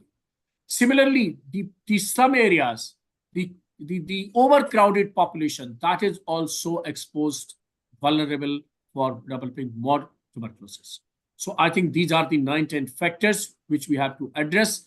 And now coming to the TPT.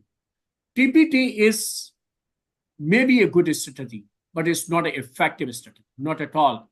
You see, in this world, diabetic don't take anti-diabetic drugs regularly. They know they are patient, they know the complication, the dangerous complication of the anti-diabetes is still they are not complying to their drugs.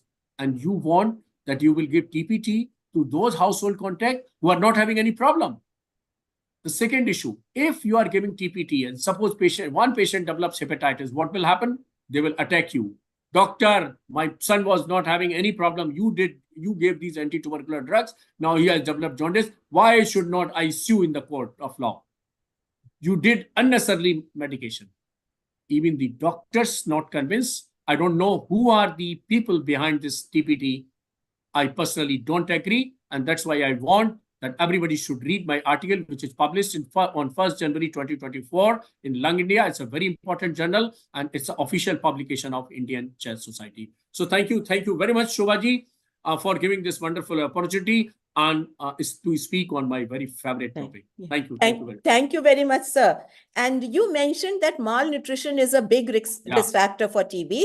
And in fact, WHO's global TB report also says that there is a clear relationship between TB incidence and undernourishment. Yes. Now, we are very fortunate to have with us today Dr. Ajay Kumar Meher, Senior Program Manager at Swasth Swaraj and formerly Project Consultant at National Institute for Research in Tuberculosis under ICMR.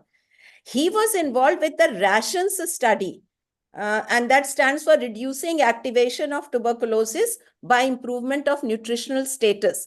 And that is a very famous study which was conducted in Jharkhand state of India. Yes. And I have gone through this study. Shobha, I have gone through this study. It's a wonderful study published a few months back. I have read it. Yes, and Dr. Ajay Kumar Meher was involved with that study. He was one of the researchers there. So I welcome Dr. Meher to please share the main findings of this study. It was published in the Lancet also, and Lancet says food, the tuberculosis vaccine we already have. It calls food as a vaccine which we already have. Over to you, Dr. Meher. सभी को मेरा नमस्कार, good evening. Thank you Bobby ji and Shobha ji मुझे ये अवसर देने के लिए. Just I am sharing the screen. It is visible to everyone? Yes, दिख रहा है. Yes, visible. Yes. So today I will be speaking on why we should prioritize nutrition on prevention of tuberculosis, mainly prevention and care of tuberculosis. And as Dr. Suryakant sir has already mentioned, the risk factors of TB and all the aspects of nutrition also. So I don't go details on the risk factors of the tuberculosis. However, TB is just one example to illustrate how nutrition affects the TB. But it is also important in other aspects of health and disease as well. It is not just important in infectious disease like TB. Nutrition is important in non-communicable disease and other disease. If the nutrition improve, their immunity improve, and it also controls the other non-communicable disease also. So, so these are some risk factors, as sir has already mentioned. I will not go details to it. Although although the relationship between TB and undernutrition is well known, when we start our trial, so there was no evidence as for the quantification, how this nutrition supplement, it will improve, that it will prevent the TB. It will prevent the TB. So we started we did the ration trial in Jharkhand. Okay, just a minute. So national level data shows that there is a high burden of undernutrition among TB patients, both in male and female. So ration trial tries to understand the role of nutrition in developing this TB and prevention of this TB. So our trial was conducted in 4 districts of Jharkhand and in 28 tuberculosis unit, which covers around 2100 square kilometer. And the duration of this trial was for 3 years, which started from August 2019 to August 2022. So we have 2 key questions in this trial. So can nutrition intervention reduce TB incidence, especially in communities where there is a high burden of undernutrition? And the secondary question is, can nutritional support to person with tuberculosis improve TB outcome? So with these 2 research questions, we started our ration trial in 28 TB units. We enroll almost more than 10,000 household contacts and 2,800 TB patients in our groups. In control arm, there were 900 less contacts enrolled in our group. And these are the primary and secondary objectives, what I've already discussed. So in intervention arm, both the patients and family, they got the nutritional support. And in control arm, only patient, they got the nutritional support. And the family, they get some dietary advice on ethical grounds. During the study, we have a COVID pandemic. It was a challenge, but apart from that, we have delivered more than 1,100 tons of food ration to all the household contacts in intervention arm and patients during this trial.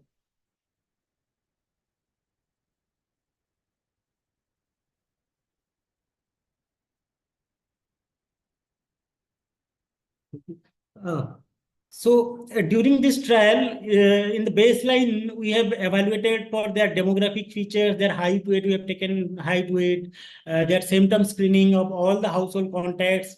Then we do the clinical examination as well, some minor clinical examination in the field area. We assess the patient's seriousness and we refer them based on their low BMI, their hypotension, then oxygen saturation, and their poor mobility based on ECOG scores.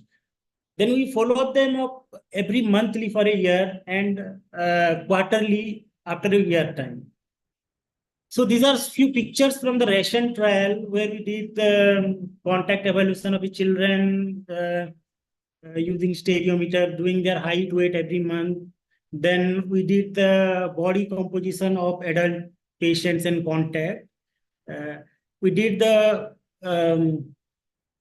hand grip, muscle strength through hand grip dynamometer. And also we did some micronutrients and immunological sub-studies also to understand better this trial. So I will not go detailed to it because of the time constraint. So in our trial, we found that in control arm, there were more patients as compared to the intervention arm. So in this trial, we found this almost 40 to 50% reduction in incidence rate in intervention arm, where we give the nutritional support to the household contacts. Around 40% reduction in all the form of TB, including apart from lung disease. And in pulmonary TB, we are able to reduce 48 to 50% reduction in pulmonary TB in intervention arm. So during the COVID pandemic also, we were able to do the sputum test of the contact, and we got some 153 microbiologically confirmed cases. And these are some 11 pediatric cases below 5 years of age and 30 below 17 years of age. So the weight gain, average weight gain in adult is 1.6 kg, which is varied, which is a different range in different age group. But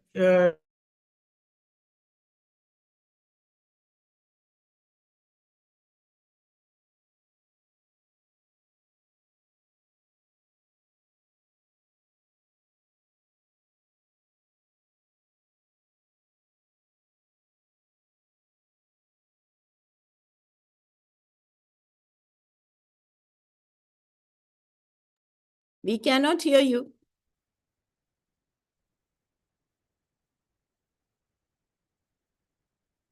आपकी आवाज सुनाई नहीं दे रही है sir.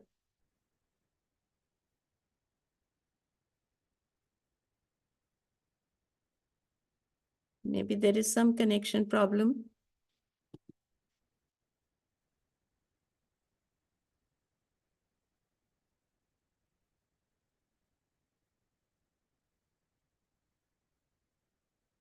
hello. Hello. Yes, now we can hear you. Sorry, where I cut it due to some network connectivity. Yes. You were talking of children, that the weight gain in adults, and you were talking about that part. Okay. Yes. So I will not go detail into the patient outcome. Yes. There is better patient outcome in both the arm, because in both the arm we were given nutritional support because of ethical reason. Yes. And we found that in the first 2 months, if the patient has more than 5% weight gain, then the risk of death is reduced by 60%. So that's why nutritional supplement is very necessary both in patients and in contact. So we found the sputum conversion is also very promising result in sputum conversion, so that they will not spread the disease also during the initial time. So these are some patients related outcomes, so I will not go details to it. One point I will like to say that during baseline, only 3% were able to stand and able to work. During baseline, those who were patient, they were able to go for work and they have normal activity, mobility. At the end of 6 months, at the end of the 6th month of the treatment, almost 75% they were able to go to work and their mobility is as normal as us. So nutritional support plays an important role in better outcome of patient as well. So the key learning from our ration trial, so there were a lot of learnings, but I will like to say the nutritional support to family in community with high level of undernutrition, it can reduce the TB incidence by almost 40 to 50%. It is as equivalent as the TPT and other vaccines in the area. So this nutritional supplement, it can complement other strategies for TB prevention, such as TPT and vaccine, which may prove, which can be prove as a better result. If we combine all these things, then we will get some better result because of the prevalence of high undernutrition in the community. So also nutritional supplement for 6 months, it reduced the prevalence of undernutrition by 28%. As we see the national level data, more than 50% of the patient, both in male and female, they have undernutrition when they develop TB. So it is vice versa. When the patient got TB, they developed undernutrition, and when they were undernourished, there were more chances to getting TB as well.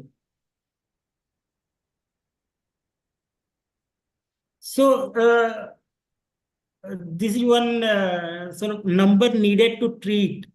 If we give nutritional supplement to 30 household, that is 111 household contact, then we can able to prevent one case of TB. So which is cost effective also, which doesn't cost much. And if we give a nutritional supplement to those whose BMI and weight were very less than 35 kg, we can reduce one death. If you give 14, if we supplement and you give the nutritional supplement to 14 patients, those who were severely underweight, then we can reduce one death due to TB. So it is very good observation in our trial. So, and at last, I would like, there is a real, everyone is suffer from TB. TB doesn't see who is rich and who is poor. There is a rich man TB, there is a poor man TB also. But the rich men recover because they have money, they have things to better diagnostic facility, they have better accessibility to healthcare, but the poor man dies. So it is a line by Edward. And through this, I will conclude my session. So I would like to acknowledge ICMR India TB Research Consortium for support, Dr. Anurag sir, Dr. Madhvi ma'am, for leading this trial, and all the field staff in the community, all state TB cells, DTOs from all the districts, Yenopoya Medical College, Central Coalfield Limited for give us space for a lab space, Ekjut Jharkhand, and the main part is the community from where we learn all these things. Thank you, Bobby ma'am. Thank you, sir. Thank you, Dr. Meher. And the importance of the study is that it, as you said, it quantifies the relationship between TB and undernutrition. It was always there, but now there is scientific evidence and proof, and that is why this is very important. And not only for TB, as you said, but to counter so many other diseases as well, because a healthy body will give rise to, and a healthy mind, they can fight so many other diseases as well. So thank you very much for this very important study which you did. Thank you. We now have the open house. Participants, you are please free to share your reflections and comments on what we can and what we will do individually, organizationally, collectively to find all TB, treat all TB, prevent all TB, to finally end TB. You can type in your comments in the chat box or raise your virtual hand if you wish to speak. This is your time to hear from you. There was one comment from Selena Menezes, a TB advocate from India, who says that, who commented on Eamon Murphy's presentation and said, well said, communities need to work in collaboration with each other and not compete with each other. Now we want to hear more comments, more hand raisings. Please have your say. This is your program.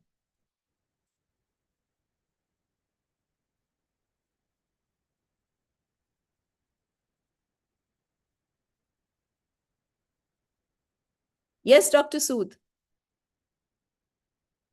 Thank you. I think one of the key thing is having more open dialogue. Like this event is one path-breaking event. What we are trying to do is having open dialogues with youth at college level.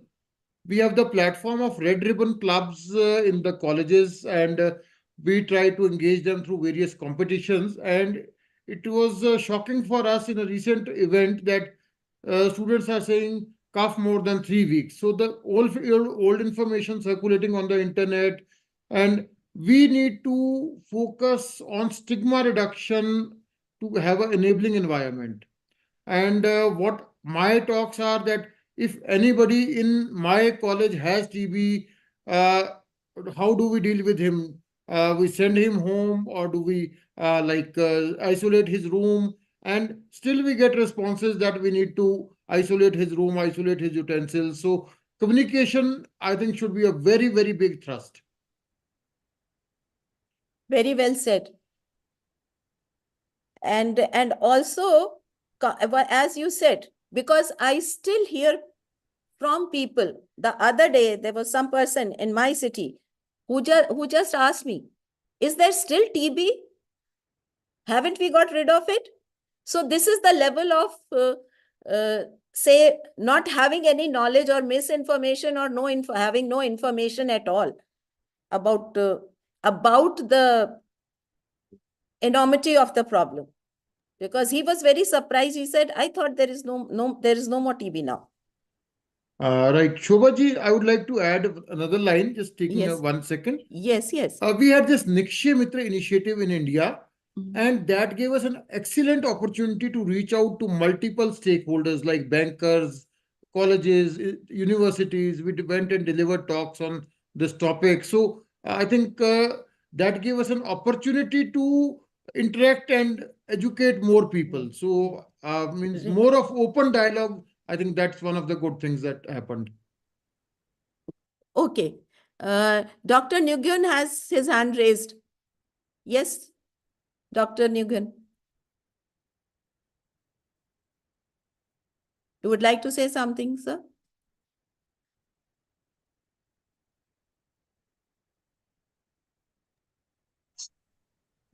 That's me, right? Yes. Oh, thank you very much.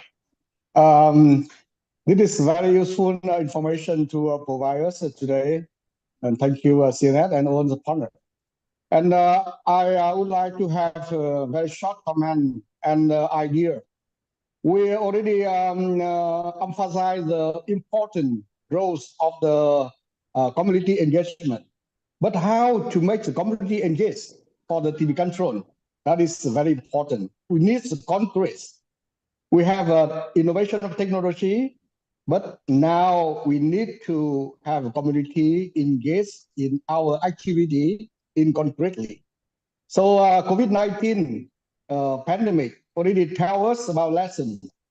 If the health system occupy all the thing, all the work on the TB, so never enough human resource, have never enough the resource of financing as well. We have learned that we need to empower the community. So we need to devise the two parts of the work of the fighting TB, cure TB, and preventing TB. Number one, the part that is only the doctor, nurses can do. We call the medical work. And the second part is community work. For example, we need to test, check X-ray, and treatment provides a drug regimen, so on. The doctor and nurse must do. But how to identify the TB suspect? For example, identify the cough, the fever, and encourage people to seeking healthcare and engage the test.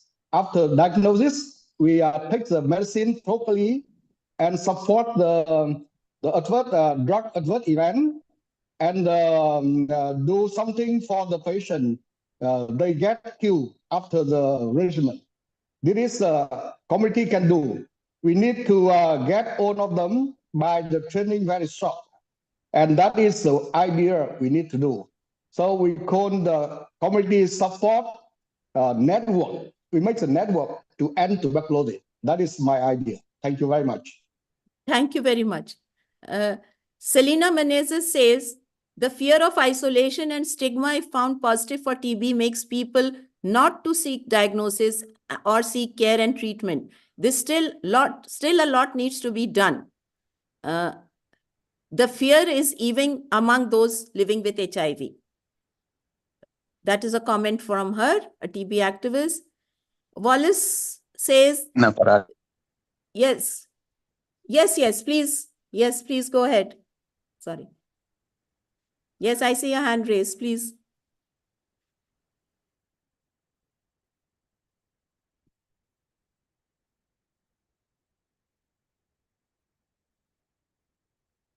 Any more comments, reflections? Mary Josephina says, Nikshay Mitra is a great effort to sensitize people on the need for TB elimination and mobilize resources. She also says very informative webinar and thanks the organizers. Wallace Mawire says this is an important platform where journalists will come up with story ideas which can be widely shared, and very important role of journalists. Also, Kalpana, I will hand over the mic to Kalpana Acharya in a little while. She says to break the stigma, media's role is very, very important.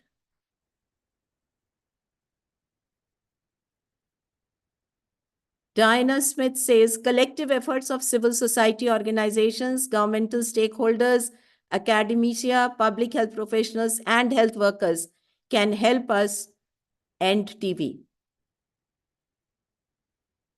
Wallace again says, more advocacy and medical information dissemination for communities is vital. There is lack of information there.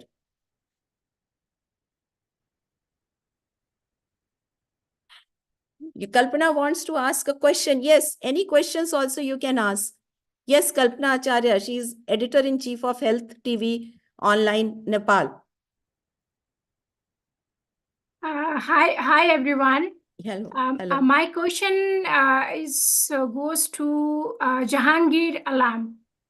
I put the question earlier too. Yes. Jahangeer sir, how difficulties you faced when you are working with the homeless people to diagnosis and to treatment?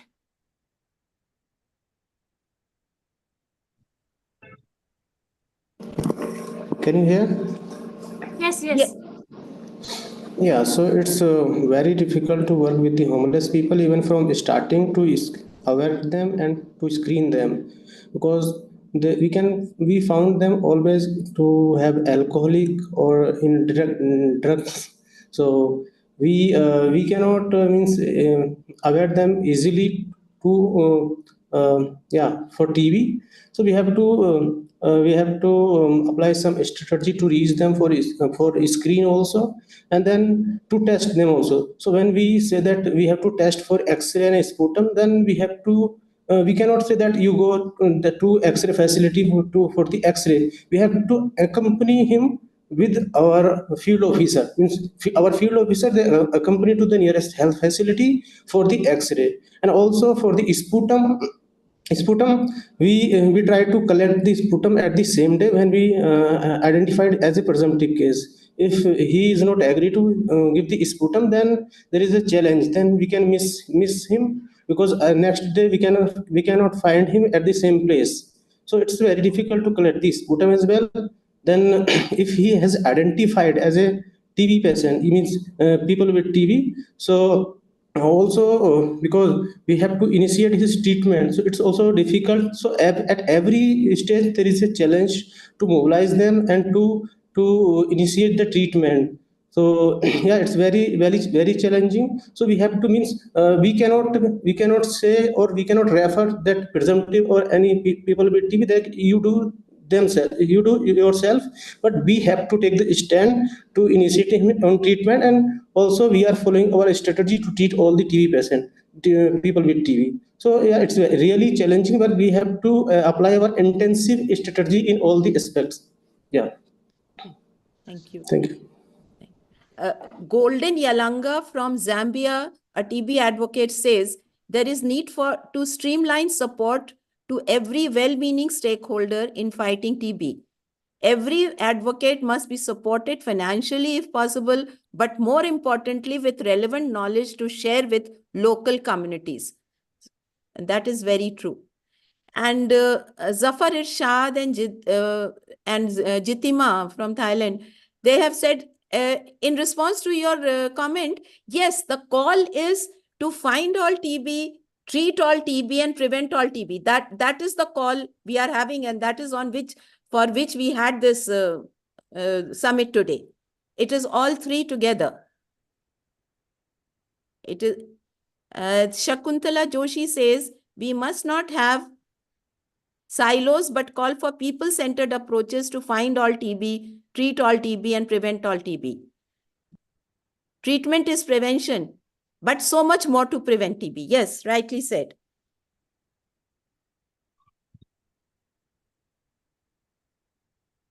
Selena Menezes says testing all household members for TB will help find all TB people to treat all TB people. That is the only solution if we are to end TB by 2025. Kathy says working with homeless people needs our salute. Yes, we definitely needs so many salutes working in such difficult conditions.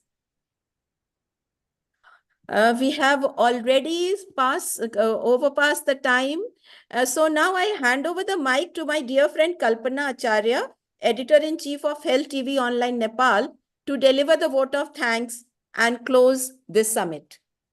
Over to you. Thank you, Shobha Madam, for this wonderful opportunity. Namaste from Nepal. I'm from Kathmandu. On behalf of organizing committee of the End TB Dialogue Summit, I extend my heartfelt gratitude to all of you who have joined us today for this crucial event in our ongoing fight against tuberculosis. First and foremost, I would like to express our deepest appreciation to our distinguished speakers, experts in the field of TB research, treatment, and advocacy. I also want to thank all participants who have actively engaged in the discussion. I would also like to acknowledge the technical team of this summit. As we conclude this dialogue, let us carry forward the knowledge and insights gained today and translate them into action for a TB-free world, actually. So once again, thank you all who made this webinar a success. Have a great day and see you soon. Thank you.